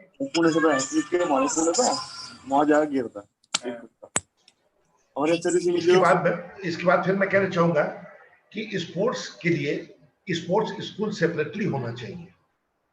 जिन स्कूलों में स्पोर्ट्स के साथ साथ पढ़ाई तो अपनी चले, पर इस बच्चों के ऊपर स्पोर्ट्स का पूरा फोकस हम दे सके ताकि वो बच्चे स्पोर्ट्स में कुछ करने की सोचें और वो करके दिखा दें। आज आसाम में चले जाइए, हिमा दास हमारे लिए एग्जाम्पल है कि उनको नहीं कुछ मिलते हुए भी वो अपने पेरेंट्स की सहायता से आज इस लेवल तक पहुंची और उन्होंने ओलंपिक में भी अपना झंडा गाड़ के दिखा दिया।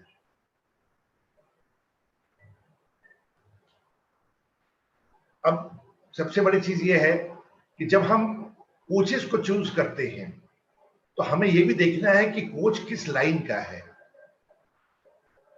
एक कोच एथलेटिक्स का है, एथलेटिक का कोच जो है वो हमें कबड्डी, रेसलिंग या और किसी गेम नहीं करा सकता है। यहाँ पे जैक ऑफ ऑल नहीं चाहिए, हमें स्पेशलाइज एक बंदा एक चीज के लिए चाहिए ताकि वो उस खेल को उसी हिसाब से तैयार करे और हमारा बच्चा उसी हिसाब से तैयार हो सके। यहाँ पे सिक्योर फ्यूचर की भी बच्चों के साथ साथ बच्चों के गार्जियन को चिंता रहती है कि अगर हमारा बच्चा गेम में गया, जाने के बाद क्लास 10th कर लिया, 12th कर लिया, ग्रेजुएशन कर लिया, गेम में अच्छा पार्टिसिपेट करके उसने मेडल ले लिए, सब कुछ कर दिया, क्या उसके बाद उसको कोई जॉब मिल रही है? मैं चाहूंगा गवर्नमेंट की तरफ से कि हमारे एनजीओज, हमारे प्राइवेट सेक्टर्स, इस तरह की जो जगह है जहां पे इन लोगों के लिए जॉब सिक्योरिटी का कोई इस तरह का कार्य करें ताकि ये लोग वहां पे जाके अपना कार्य भी करें, इसके साथ साथ देश के लिए भी कुछ ना कुछ करते रहें। बहुत ज्यादा तो मेरे पास नहीं है, बस लास्ट में मैं यही कहूंगा, thank you Uttarakhand Kabaddi Association, thank you Uttarakhand Olympic Association as well as Indian Olympic Association. ये आपने हमारे बीच में इस तरह की चीजों को लाकर हमें आगे बढ़ने के लिए प्रेरित किया है और मैं चाहता हूं कि हमारी बातों को अब हमारे साथ जो वक्ता जुड़े हैं या जुड़ेंगे वो आपस में डिस्कस करके भी हम देख सकते हैं कि हमें कौन सी चीज आगे करनी है, कौन सी चीज नहीं करनी। Thank you sir. Thank you sir. और अभी जैसा कि हमारे प्रोग्राम के हिसाब से हमें एक क्विज भी करना है जो कि ओलंपिक्स पे आधारित है और मैं अभी सभी बच्चों से रिक्वेस्ट करूंगा कि आपके साथ जो डिटेल्स हमने शेयर किया है ऐप के बारे में, और यहाँ पे जैसे मैं स्क्रीन पे भी दिखा रहा हूँ, आई होप कि आप लोगों ने ऐप को डाउनलोड कर लिया होगा। और अभी थोड़ी ही देर में अभी थोड़ी देर में क्वेश्चंस लाइव हो जाएंगे और मैं आपको 5 मिनट का समय देता हूं। अगर किसी ने डाउनलोड नहीं किया है तो आप प्लीज डाउनलोड कर लें और हम एग्जैक्टली अभी 6:41 हो रहा है, 6:46 पे क्विज शुरू करेंगे। और before we move to quiz, sir Kenjam sir, मैं आपके पास I would like to come back to you and अगर 5 मिनट में if you can just summarise आज का जो हमने बात किया सो दैट 6:46 में हम क्विज को शुरू कर सकें। ओके सो मैं इसलिए इस समय थैंक यू नहीं कहा किसी को, मुझे लगा कि हम अभी पैनल डिस्कशन करेंगे। सो अभी आप लोगों ने सुना है सर को और हमारे जो सर थे, आई एम सॉरी क्योंकि नाम थोड़ा मुझे याद नहीं आ रहा था, can you just remind me? Karmender Thakur sir. हाँ, Karmender Thakur sir and BP Sharma sir. BP Sharma sir का तो मुझे पता है उनके बारे में। और आपके arjuna award and Indian captain तो आया ही नहीं अभी ऑनलाइन। हाँ, संजीव बालियान सर हैं यहाँ पे। ओके, संजीव सर भी हैं। ऑलराइट, सो आई जस्ट सबसे पहले तो शुक्रिया क्योंकि आज Indian Olympic International Olympic Day है और आज का दिन एसोसिएशन ने प्लान किया व्हिच इज रियली गुड कि एटलीस्ट कुछ नहीं तो we get to know each other and share ideas.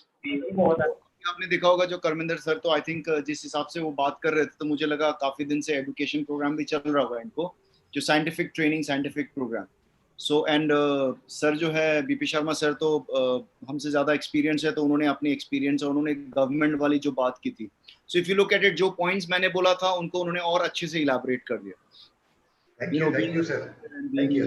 Olympic Association, he knows better. So I think we are all in agreement कि जैसे हमने कहा कि देश महान नहीं होता है, देश को, मेरा हमेशा ये होता है, देश को महान बनाना पड़ेगा, जो सबको पता है कौन सा पिक्चर का डायलॉग है ये, एंड और सबको इन्वॉल्व होना पड़ेगा। जो अभी सर ने भी कहा है कि आजकल लेकिन ये है कि जो पेरेंट्स है थोड़ी सी बट वो परसेंटेज बहुत कम है। आज आप अभी एटलीस्ट ये कि डॉक्टर्स, इंजीनियर्स ये अपने बच्चों को थोड़ा खिलाते हैं कि सोच के यार हमने बहुत घिस लिया, हमने बहुत पढ़ाई कर ली, ये घिसाई हमें नहीं चाहिए, तो अब बच्चे को हम थोड़ा कोर्स करा देते हैं, तब तक तो खेल अपनी जिंदगी जियो। बट ये परसेंटेज 0.001 है बट कम है। तो आई थिंक सबसे पहले अभी हम तीनों ने जो डिस्कस की है, आई थिंक एक चीज पे अग्री किया है कि safety security, job wise also, parents का भी। सो जो फिर हमने समराइज किया है कि आई थिंक, और इसमें सिर्फ गवर्नमेंट, हमने यही कहा कि सिर्फ गवर्नमेंट अभी, मतलब अगर हम समराइज किया तो हम किया कि each and every one of us should be involved, each and every person has to get involved, और स्पोर्ट्स और देश को स्पोर्ट्स में खास तौर, नॉट ओनली स्पोर्ट्स, हर क्षेत्र में, बट खास तौर से स्पोर्ट्स में आगे बढ़ाने के लिए सबका रोल है। जैसे कोच बहुत इंपॉर्टेंट है, सर ने कहा स्पेसिफिक कोच भी बहुत जरूरी है। किस लेवल का कोच है, किस लेवल का कोच है? अगर आपने नेशनल लेवल का कोच को आपने बिगिनर को दे दिया, वो अच्छा तो है, लेकिन वो अगर डिस्ट्रिक्ट लेवल और स्टेट लेवल का कोच पे आपको थोड़ा सा कम जानकार वाला कोच ले लिया, कम एक्सपीरियंस वाला कोच लिया, तो फायदा नहीं है। जैसे उससे करविंदर सर ने कहा कि आप अगर एक ही एज ग्रुप को आप एक ही तरीके से लोड देंगे तो sports has to be tailor made. But yes, physical literacy I think is very important, it has to be made compulsory and mandatory in school. और जो लोग अच्छे स्पोर्ट्स खेलते हैं उनको पीछे से पूरी सपोर्ट होना चाहिए, स्कूल की तरफ से, गवर्नमेंट की तरफ से, पेरेंट्स की तरफ से, एंड एसोसिएशन फेडरेशन तो आई एम श्योर डेफिनेटली वो वैसे भी कर रहे हैं। So I think we all need to work together. So this is the message that basically I think we have got today. So everybody, once again, thank you so much for inviting me. मुझे भी बहुत अच्छा लगा, and at least अभी करविंदर Thakur sir से आज मेरी पहचान हो गई, and बीपी शर्मा सर से भी पहचान हो गई, तो we will be in touch on the phone. I hope Thank you, sir. और हम लोग कोलैबोरेट कर सकते हैं। बेसिकली क्या है कि हर लेवल पे हम लोग कोलैबोरेट कर सकते हैं। जैसे मेरे एक्सपर्टीज साइंसेस है, so I can help you with the sports science. I do, please, sir. Sir is expert of basically administration and all that, so we can all get together and maybe we can, at every level, we can help out each other, how we can produce players. I think that's important. Thanks a lot, sir. Thanks a lot, sir. And अब यहाँ पे हम quiz की शुरुआत कर रहे हैं। Chetan Joshi sir. जी प्लीज सर स्टार्ट कर दें आप। या सर, सो मैं अभी यहाँ पे मेरे साथ गेमीफाई टीम से हरी जुड़े हुए हैं। मैं हरी से रिक्वेस्ट करूंगा कि हरी प्लीज फर्स्ट क्वेश्चन को आप लाइव करें। Hari, if you can just make the first question go live. अभी फर्स्ट क्वेश्चन लाइव है हमारा। अभी हाल ही में जो इंटरनेशनल योगा डे हुआ है उसका थीम क्या था?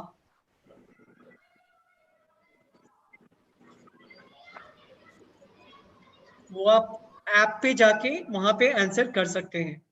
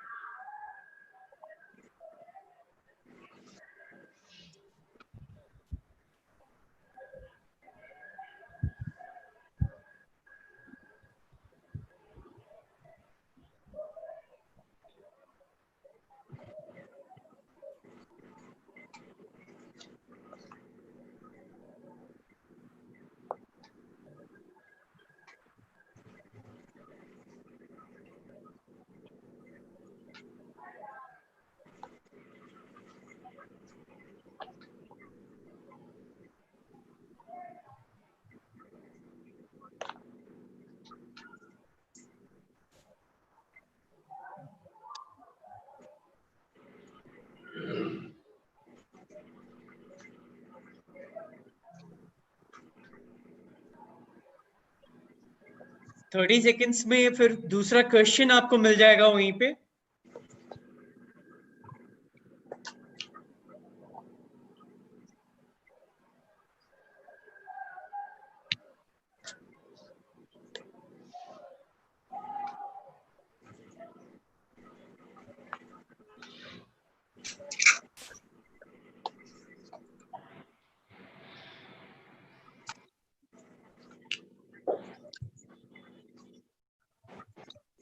I will be here. Us at meeting में बता दो sir. Joshi ji, good evening. Rajiv Mehta here. Welcome sir, good evening. Sorry for the delay, मैं आ गया था एक मीटिंग में था, मैंने कहा 10 मिनट आपके साथ बैठता हूँ, मुझे फिर दूसरी मीटिंग में जाना है। जी सो मच। आप कैरी ऑन रखिए, मैं आपकी बातचीत सुन रहा हूँ। Right sir, thank you.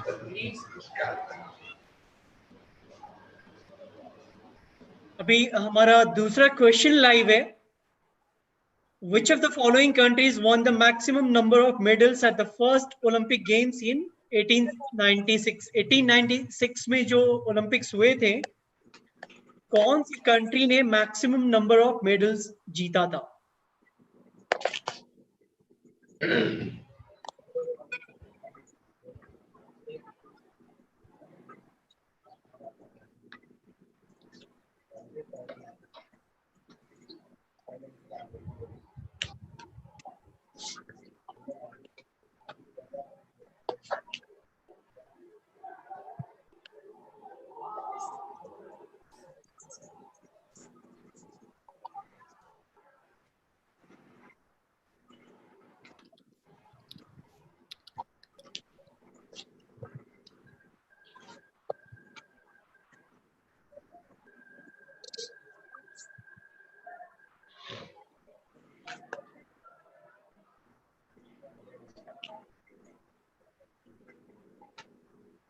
Third question live है।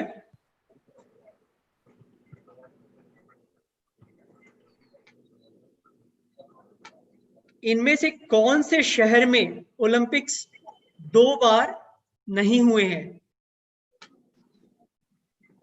Athens, Paris, London, Atlanta.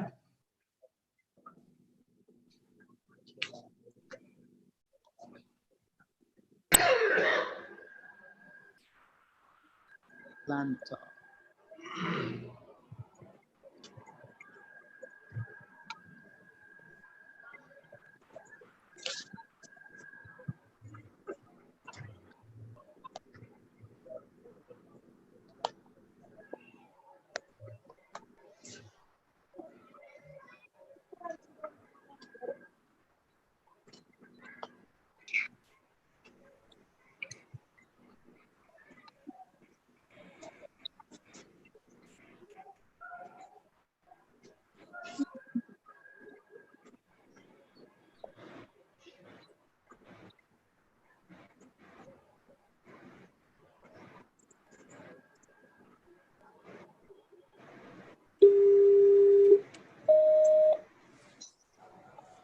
Fourth question live है।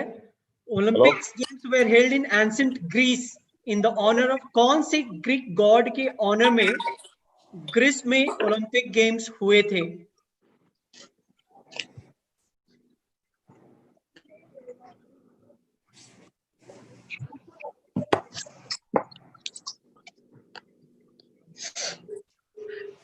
जी निकेतन जी।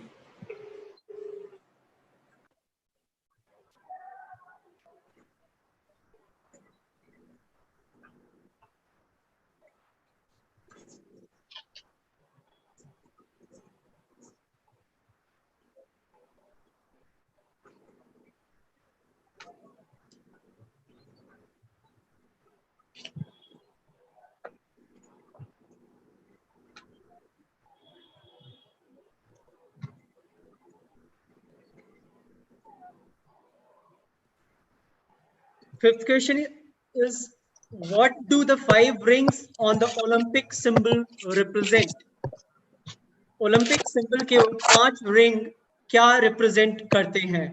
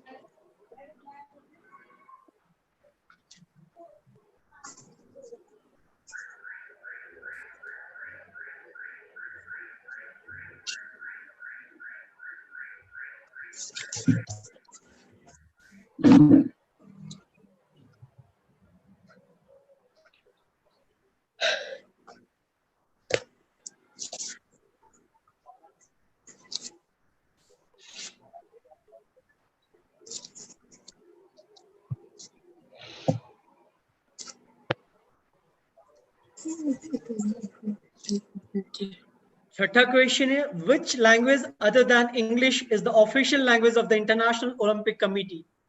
इंटरनेशनल ओलंपिक कमेटी का ऑफिशियल लैंग्वेज इंग्लिश के अलावा कौन सा है?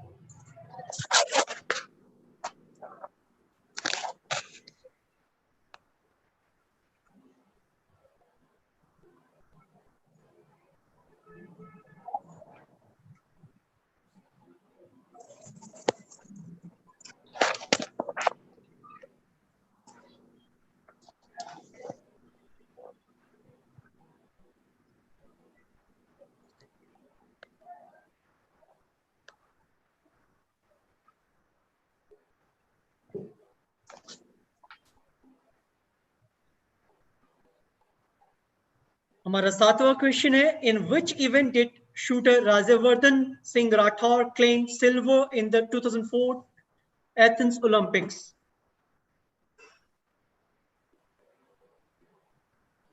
राजविंदर सिंह राठौर ने शूटिंग के कौन से इवेंट में सिल्वर मेडल जीता था 2004 ओलंपिक्स में?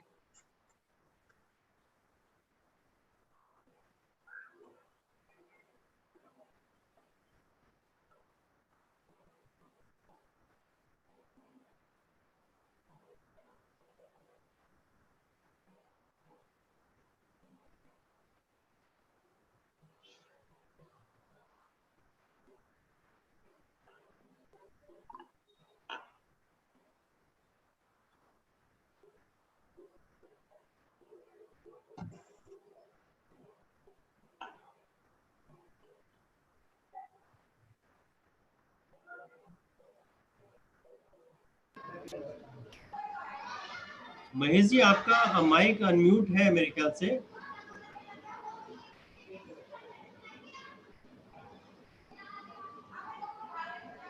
आठवां क्वेश्चन है, who is the first Indian to win individual gold at the Olympics? पहले इंडियन जिन्होंने इंडिविजुअल गोल्ड जीता था ओलंपिक्स में।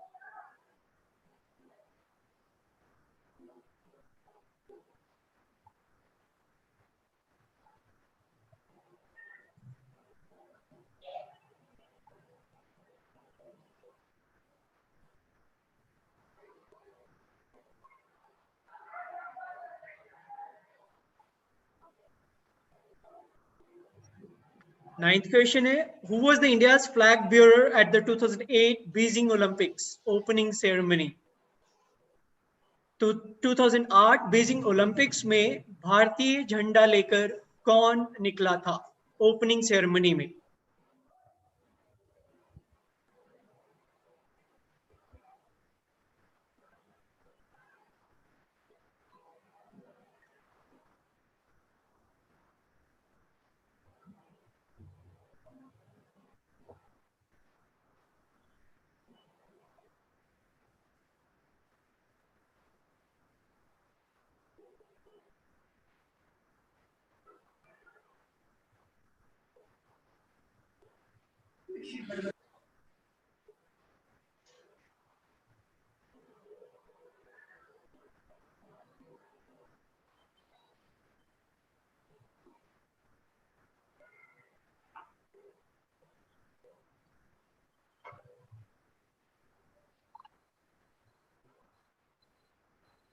टेंथ क्वेश्चन है, who is the first and only Indian to compete in 7 Olympic games? 7 Olympic games में first और only Indian कौन है जिन्होंने पार्टिसिपेट किया है?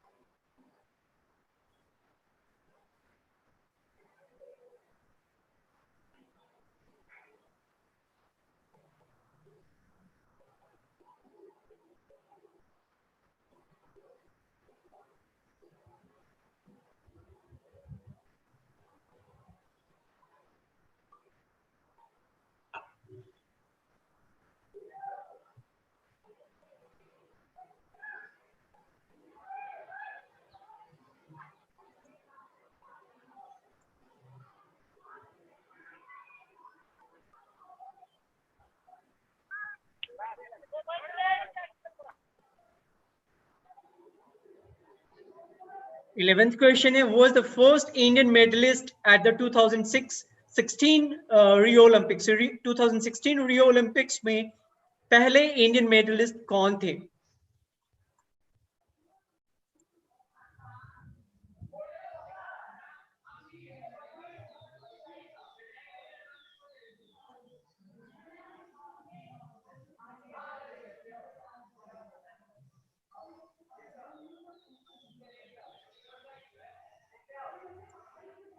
आप यहाँ पे देख रहे हैं, ये हमारा लीडर बोर्ड है, जो बच्चे पार्टिसिपेट कर रहे हैं।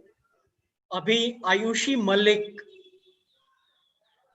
पारिपूरन, मुकुल मलिक, ये टॉप स्कोरर है अभी तक।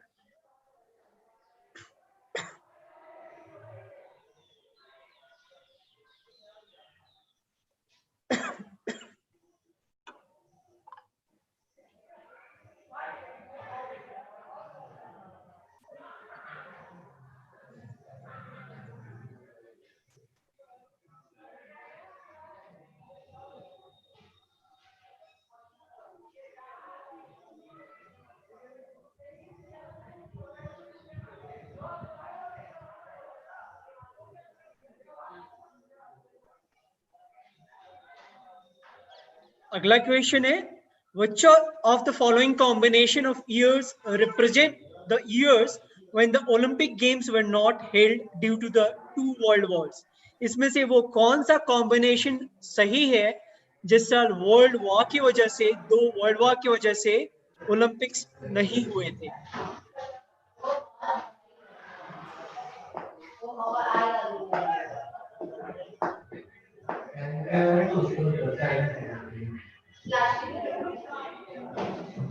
अभी जैसा कि देख रहे हैं आप, परिपूर्ण 1 नंबर पे आ चुके हैं, पहले वो 2 नंबर पे थे।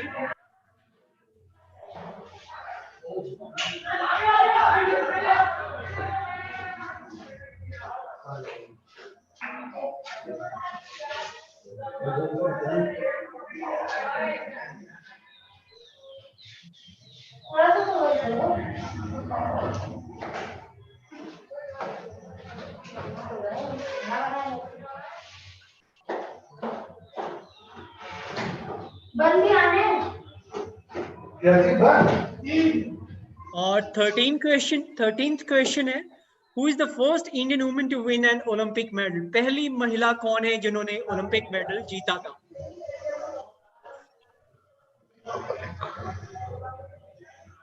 बढ़िया क्वेश्चन दिए।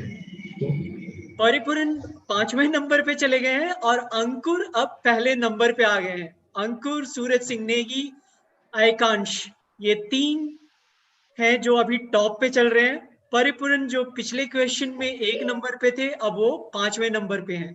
तो आप जैसा कि देख रहे हैं, आपकी टाइमिंग भी मायने रखती है, कितनी जल्दी आप अपना जवाब देते हैं। 2 लास्ट के क्वेश्चंस बचे हुए हैं।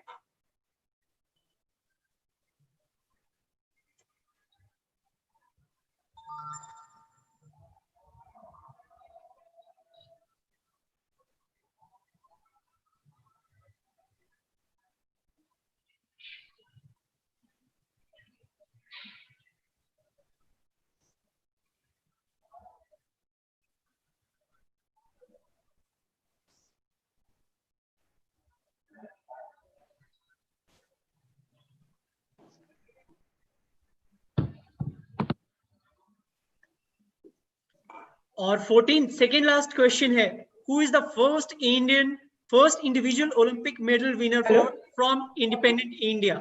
इंडिपेंडेंट इंडिया से पहले इंडिविजुअल ओलंपिक मेडल जीतने वाले कौन हैं?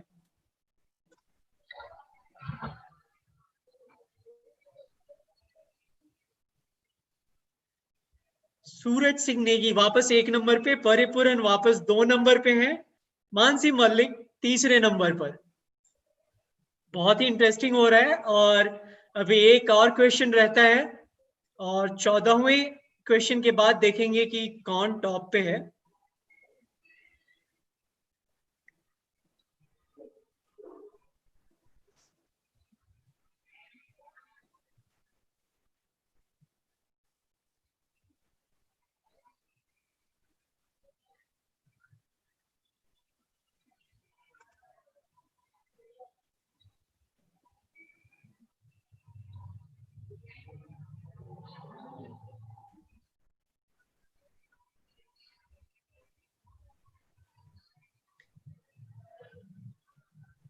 और ये आखिरी क्वेश्चन बहुत ही महत्वपूर्ण, the total number of gold medal won by Indian hockey team in Olympics. Indian hockey team ने ओलंपिक्स में टोटल कितने मेडल जीते हैं?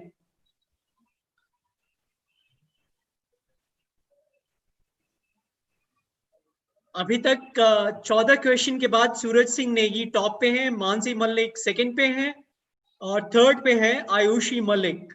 अभी देखना है लास्ट क्वेश्चन का जवाब देने के बाद टॉप पे कौन रहता है। परिपूर्ण एक बार फिर 5वें नंबर पे चले गए हैं जो टॉप 3 में थे पहले।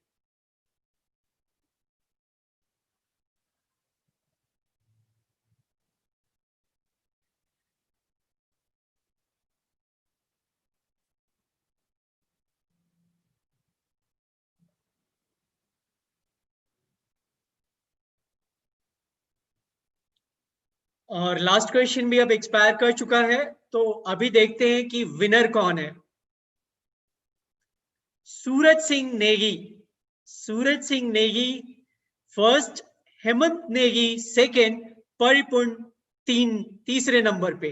स्कोर सबके एक ही है और टाइमिंग ऑलमोस्ट सबके एक रहे, माइक्रो सेकेंड्स में इधर से उधर हुए हैं सबके टाइमिंग्स। सर चेतन जोशी सर। जी विकास जी। सर हमने क्विज हो गया जी। और सूरज सिंह नेगी 130 पॉइंट्स उनके रहे हैं और जी मुकुल मलिक 120, विवेक 120। जी तो ये 3 हमारे विनर हैं। मेरा आप अनुरोध है मेरे सभी सेंटरों से कि ये बच्चे किस किस सेंटर के हैं प्लीज एक बार अनाउंस कर दें। विकास जी एक बार नाम रिपीट कर दीजिएगा। हाँ सर, मैं एक बार फिर से शेयर भी कर रहा हूँ यहाँ पे।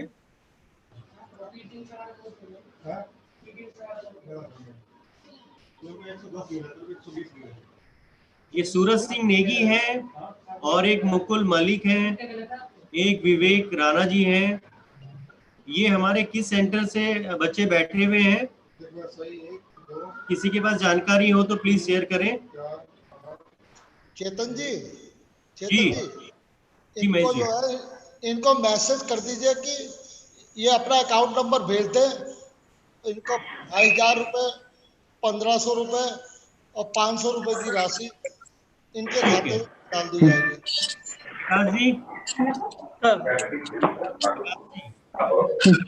Thank you. दीजिएगा।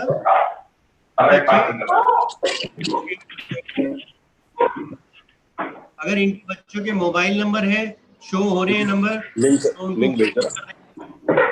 लिंक भेज दे डाउनलोड नहीं सर, उनके मोबाइल नंबर तो यहाँ पे नहीं दिख रहे हैं, उनके ईमेल आईडीज थे यहाँ पे। ईमेल आईडीज है तो आप नोट कर लीजिएगा सर प्लीज, उनको हम रिप्लाई कर लेंगे फिर बाद में। बिल्कुल, मैं वो देख लूंगा सर, मैं वो ईमेल आईडीज में वो रिकॉर्ड में है और हम उसको कर देंगे। सर विकास जी इनका प्राइज भी डिक्लेयर कर दो। Prize declare. सूरज सिंह नेगी 2500, मुकुल मलिक 1500, विवेक राणा 500। बहुत बहुत बधाई बच्चों को जिन्होंने अपना हुनर दिखाया। मैं सभी पार्टिसिपेंट बच्चों को धन्यवाद अदा करता हूं और साथ ही महेश जी को कहता हूं, हमारे आज के चीफ गेस्ट राजीव मेहता जी हमारे साथ जुड़ चुके हैं।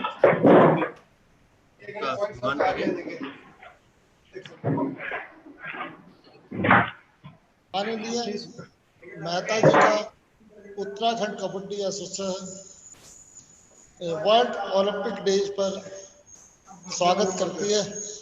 आप हमारे बीच हमारे किसी भी अनुरोध को मना नहीं करते हैं। आपकी प्रतिभा भारत में नहीं पूरे विश्व में खेलों के लिए जानी जाती है। आप खेलों के बहुत अच्छे एडमिनिस्ट्रेटर हैं। आप भारतीय ओलंपिक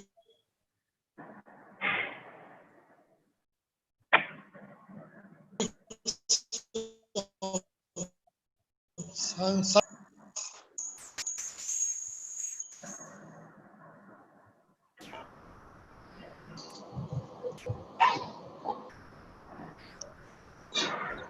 महेश सर, मैं शायद आपको सुन नहीं पा रहा हूँ। मैं विकास जी से अनुरोध करूंगा, विकास जी आप प्लीज। सर, मेरे ख्याल से सर यहाँ पे है नहीं, अभी मैं चेक कर रहा था। सर का संपर्क हम लोगों से टूट चुका है, यहाँ पे है नहीं वो। मैं एक बार पूछ लेता हूँ एक बार।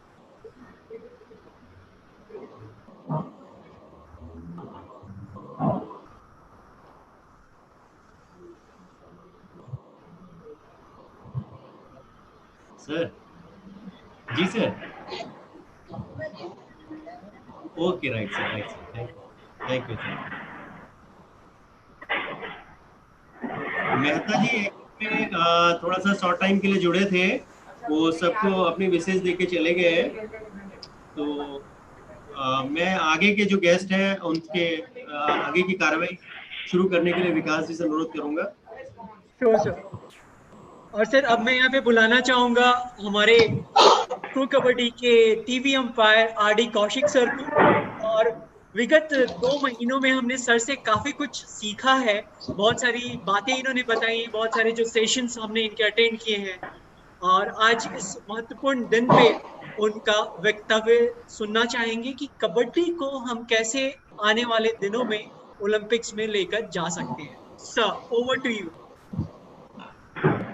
Thank you Vikas ji. आज के कार्यक्रम में उपस्थित अपने अपने क्षेत्र के दिग्गज भारतीय ओलंपिक संघ के अधिकारीगण, उत्तराखंड कबड्डी एसोसिएशन और उत्तराखंड ओलंपिक संघ के अधिकारी और सभी श्रोताओं को मैं आज ओलंपिक दिवस के अवसर पर अभिनंदन करता हूं, नमस्कार करता हूं और धन्यवाद देता हूं कबड्डी एसोसिएशन ऑफ झारखंड उत्तराखंड को, जिन्होंने इतने सुंदर कार्यक्रम का आयोजन किया। 23 जून का दिन खेलों के इतिहास में विशेष महत्व रखता है, क्योंकि 23 जून को हम ओलंपिक दिवस के रूप में मनाए जाते हैं। ओलंपिक जो हमारे दुनिया के सबसे बड़े गेम के रूप में प्रसिद्ध है, गेम माने जाते हैं, उसी के दिनों की याद में हम 23 जून को ओलंपिक दिवस के रूप में मनाते हैं। आधुनिक ओलंपिक खेलों का आयोजन वैसे तो 1896 में किया गया था, जिसमें प्रथम ओलंपिक गेम 1896 में एथेंस में, और जिसमें 13 देशों के 280 खिलाड़ियों ने 43 स्पर्धाओं में भाग लिया था।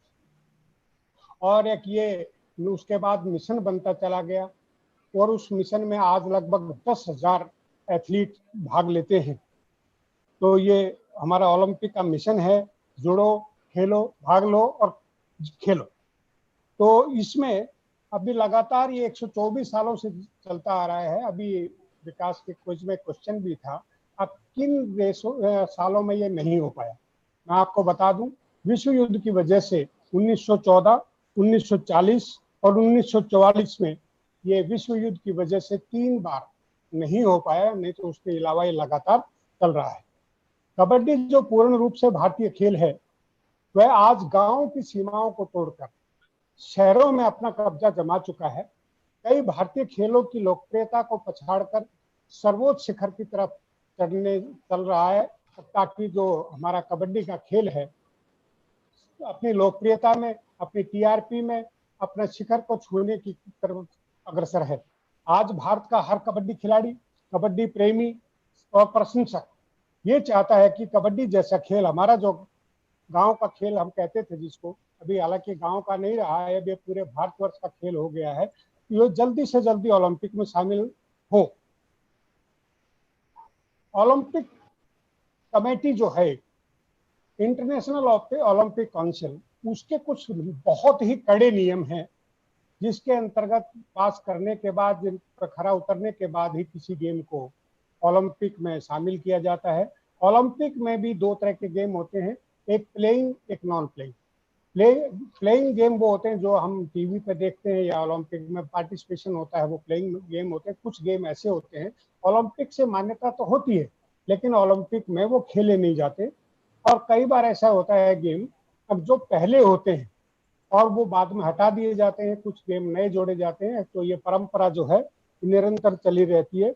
सबसे पहले मैं इंटरनेशनल ओलंपिक एसोसिएशन के बारे में मैं बताऊं आपको। पहली शर्त उनकी क्या है, अब जो अभी 5 हमारे कॉन्टिनेंट्स हैं, 5 महाद्वीप हैं, उनमें से कम 4 महाद्वीप में वो गेम खेला जाना चाहिए, जिसके लिए हम अप्लाई कर रहे हैं ओलंपिक गेम्स में जुड़ने के लिए। 5 महाद्वीप में से कम 4 महाद्वीप होने चाहिए। और उसके बाद दूसरी सबसे कड़ी शर्त क्या है, कम से कम 75 देश ऐसे होने चाहिए जो उस गेम को खेल रहे हो। ये तो है पुरुषों के लिए। यदि हम कोई महिला का गेम जुड़वाना चाहते हैं तो उसमें 5 महाद्वीप में से कम 3 महाद्वीप में खेला जाना चाहिए और कम से कम 40 देश उसको खेलते हों, तो वो ओलंपिक में खेलने के लिए वो अप्लाई कर सकते हैं। यदि ये दोनों शर्तें पूरी नहीं हैं तो सबसे पहली ही शर्त यदि दोनों की पूरी नहीं होती है, 5 में से 4 महाद्वीप और 75 देशों की, तो हम उसमें अप्लाई ही नहीं कर सकते। तो यदि हम ये दोनों शर्तें पूरी करते हैं तो उसमें एक और उसके कुछ नियम होते हैं, उनको पूरा करने के बाद हम उसमें अप्लाई करते हैं। तो हमारी ये जो संस्था है, इसमें कुछ संस्था के लिए भी नियम है। जो हमारी संस्था है वो कम से कम, जो हमारी संस्था गैर सरकारी होनी चाहिए। गैर सरकारी का मतलब ये है, अब जो हमारी एसोसिएशंस हैं, जो हमारी डिस्ट्रिक्ट एसोसिएशन भी होती है, स्टेट एसोसिएशन होती है, नेशनल एसोसिएशन होती है, इसमें स्टेट और डिस्ट्रिक्ट एसोसिएशन का तो इतना हिस्सेदारी नहीं होती है। इसमें भारतीय ओलंपिक संघ और हमारा amateur kabaddi federation of India kabaddi federation जो है, उसको वो गैर सरकारी होनी चाहिए, अर्थात उसमें किसी भी प्रकार का सरकार का नियंत्रण या सरकार की दखलंदाजी नहीं होनी चाहिए। और उस खेल की जो संस्थाएं हैं, जैसे हमारी भारतवर्ष में कबड्डी की खेल की संस्था amateur kabaddi federation of India है, इसी प्रकार दूसरे देशों में भी खेल की संस्था होनी चाहिए और उनके भी कई अलग अलग नियम हैं। इन सभी नियमों पर खरा उतरने के बाद इंटरनेशनल ओलंपिक काउंसिल जो है, इसको इंटरनेशनल स्पोर्ट फेडरेशन को भेजती है, ताकि वो अपने नए नए जो उसके प्रावधान हैं उसके ऊपर उसको जांच परख कर सके। उसमें की जांच परख के लिए भेजती, जो कि खेल की संरचना कैसी है, खेल का आकार कितना है। आकार का मतलब होता है कि कितने बड़े मैदान की आवश्यकता होती है, कितना छोटे की आवश्यकता है या बड़े की आवश्यकता है, उस खेल के लिए कितना समय चाहिए, उस खेल को कोई ज्यादा खर्चीला तो नहीं है, उसमें खेल को यदि कराया जाए तो उसमें कितना खर्चा आए, तो खेल के नियम कैसे होने चाहिए, खेल के प्रति दर्शकों की रुचि कैसी होती है, खेल के प्रति मीडिया का रुझान कैसा होता है, के आधार पर ISF इंटरनेशनल स्पोर्ट्स फेडरेशन अपनी रिपोर्ट उसको जांच परख करके अपनी रिपोर्ट जो है IOC को भेज देता है। उसी के बाद संबंधित खेल को ओलंपिक गेम के लिए रजिस्टर कर दिया जाता है। और कई बार तो ऐसा होता है कि रजिस्टर होने के बाद भी खेल को मैदान तक आने में काफी समय लग जाता है, क्योंकि जो IOC है उसके गेम्स निर्धारित हैं, उसका समय निर्धारित है। तो उसके हिसाब से जब इनकी मीटिंग होती है तो किस गेम को निकालना है, किस गेम को ऐड करना है, वो टोटली उनके ऊपर निर्भर करता है। तो इसलिए ओलंपिक में रजिस्टर होने के बाद भी कई बार हमारे गेम को मैदान तक आने में भी कई बार समय लगता है। जैसे कि हम जानते हैं, भारत के जनमानस की आत्मा से जुड़ा हुआ खेल है कबड्डी। IOC की कई शर्तें पूरी करता है। जैसे कबड्डी 5 महाद्वीपों में खेली जाती है, ये मैं आपको बता दूं। जैसे कि अभी रिसेंटली हमारा 2016 में विश्व कप हुआ था अहमदाबाद में, उसमें 5 महाद्वीपों की टीमों ने भाग लिया था। जैसे ऑस्ट्रेलिया महाद्वीप से ऑस्ट्रेलिया की टीम थी, अमेरिका महाद्वीप से अमेरिका की टीम थी, यूरोप से पोलैंड और इंग्लैंड की टीम थी, अफ्रीका से केनिया की टीम थी, एशिया से भारत, जापान, ईरान, कोरिया आदि की। मतलब इसमें क्या है, मैं ये बताना चाह रहा था आपको, अब 5 महाद्वीपों की जो शर्त हमारी IOC की है, हमारा कबड्डी का खेल वो 5 महाद्वीपों की शर्त को पूरा करता है। हाँ, रही बात दूसरी शर्त की 75 देशों की, तो 75 देश अभी पूरे नहीं हुए हैं, थोड़ी सी कमी है। और मैं और हमारे साथी सभी कबड्डी प्रेमी और सभी प्रशंसक, सभी को ये उम्मीद होगी कि जो 75 देशों में थोड़ी सी कमी है वो भी जल्दी से जल्दी पूरी हो जाएगी। जैसा आप जानते हैं, प्रो कबड्डी शुरू होने के बाद कई बार तो राज्यों में, जैसे जो उत्तर भारत के राज्य हैं, उत्तराखंड है, उत्तर प्रदेश है, हरियाणा है, महाराष्ट्र है, तमिलनाडु है, कई राज्यों में तो जो शाम जब प्रो कबड्डी शुरू होती है, शाम को 8 बजे से लेकर 10 बजे तक कर्फ्यू जैसा माहौल हो जाता है, क्योंकि कबड्डी जो है निरंतर अपनी चरम सीमा पर अपने उत्कर्ष की तरफ जैसे जैसे जा रही है। कबड्डी का गेम इतना इंटरेस्टिंग है, 6-8 बजे से 10 बजे तक कर्फ्यू जैसा माहौल हो जाता है।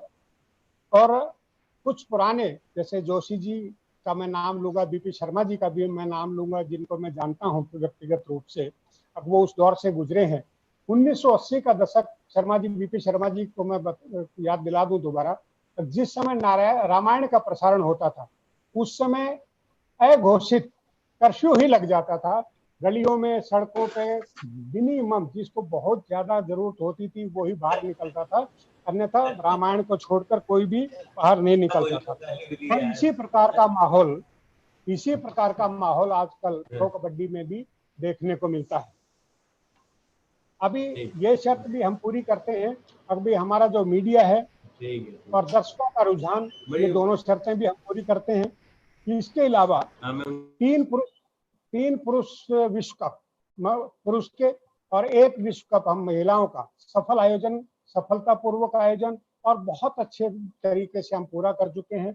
ये भी हमारे हक में जाता है। ये अभी हमारे ओलंपिक जो कमेटी है उसके जो नियम है उसमें से एक नियम को ये भी पूरा करता है।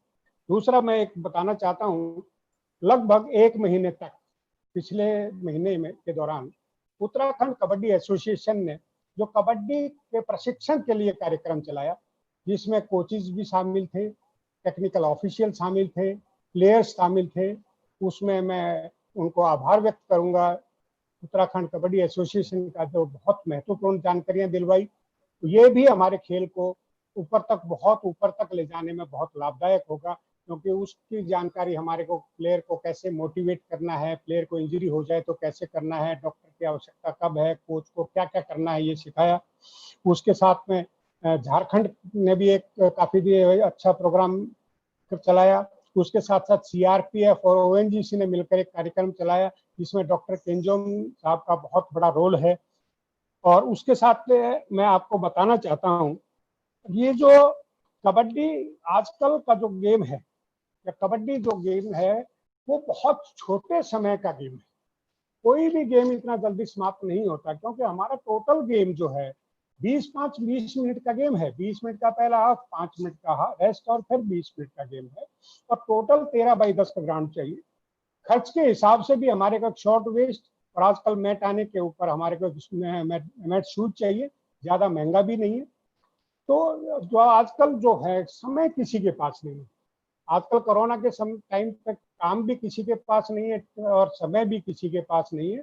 वैसे भी यदि कोरोना महामारी के अलावा भी हम बात करते तो हर एक आदमी के मुंह से सुनने को मिलता है, मेरे पास टाइम नहीं है इतना।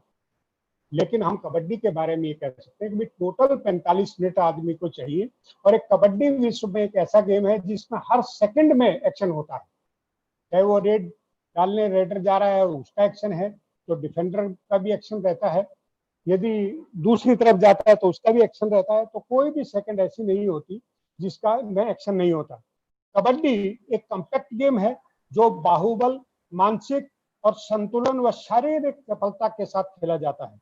केवल कबड्डी ही एकमात्र एक ऐसा गेम है जो इतना इंटरेस्टिंग है, जिसमें एथलेटिक भी आता है, उसमें जिम्नास्ट भी आता है, उसमें बॉक्सिंग भी हम कह सकते हैं, रेसलिंग भी है। मतलब 5-6 गेमों का मिश्रण हम इसको कह सकते हैं। जैसी भी आवश्यकता होती है उसी प्रकार सा इसमें गेम हम यूज करते हैं, ऐसी टेक्निक यूज करते हैं। तुरंत इसमें दिमाग का प्रयोग करके हमें जंप लेना है रेडर को तो जंप लेता है, नीचे से डुबकी लगाकर पॉइंट लेना है तो ऐसा करता है। तो इसमें बहुत एक्शन है, समय का भी कम से कम समय चाहिए। तो इन चीजों को देखते हुए मुझे यकीन ही नहीं, पूरा विश्वास है कि कबड्डी ओलंपिक गेम्स में शामिल होगा, मनोरंजन पूर्ण खेल के रूप में अपनी अमिट छाप छोड़ेगा। मैं सभी से मैं आज के कबड्डी एसोसिएशन के अधिकारियों के मार्फत, कबड्डी अड्डा की मार्फत, मैं मौजूदा सरकार के खेल मंत्री को ओलंपिक गेम्स में शामिल करवाने का भरपूर प्रयास का आश्वासन, भारतीय ओलंपिक संघ का सकारात्मक प्रयास भी हमारा उत्साह बढ़ाता है और उम्मीद जगाता है कि कबड्डी जल्दी ही ओलंपिक गेम में शामिल होगा।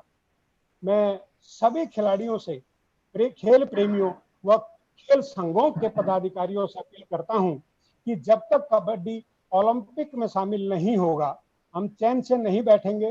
और अपनी तरफ से जो जो प्रयास हम कर सकते हैं, जैसे हम क्या प्रयास कर सकते हैं, मैं छोटे बच्चों को या जो जॉब पे नहीं है या इतने बड़े पदों पर नहीं है, वो डिसिप्लिन, पंक्चुअलिटी, डेडिकेशन और डिटर्मिनेशन ये अपने में पैदा कर सकते हैं, क्योंकि डिसिप्लिन, पंक्चुअलिटी और ये बहुत ज़्यादा ज़रूरी है। और जितने हम इतने जल्दी इनको अडॉप्ट करेंगे उतनी ही जल्दी हमारे गेम का फायदा होगा और उतना ही जल्दी ऊपर जाएगा। मैं एक बार फिर कबड्डी अड्डा, उत्तराखंड कबड्डी एसोसिएशन के कार्यक्रम के मार्फत सभी खेल संघों के पदाधिकारियों से, सभी खेल प्रेमियों से, कबड्डी प्रेमियों से अनुरोध करता हूं कि अपनी तरफ से हर भरपूर प्रयत्न करें ताकि कबड्डी जल्दी से जल्दी ओलंपिक गेम में शामिल हो और हमारा भरपूर मनोरंजन करे। धन्यवाद।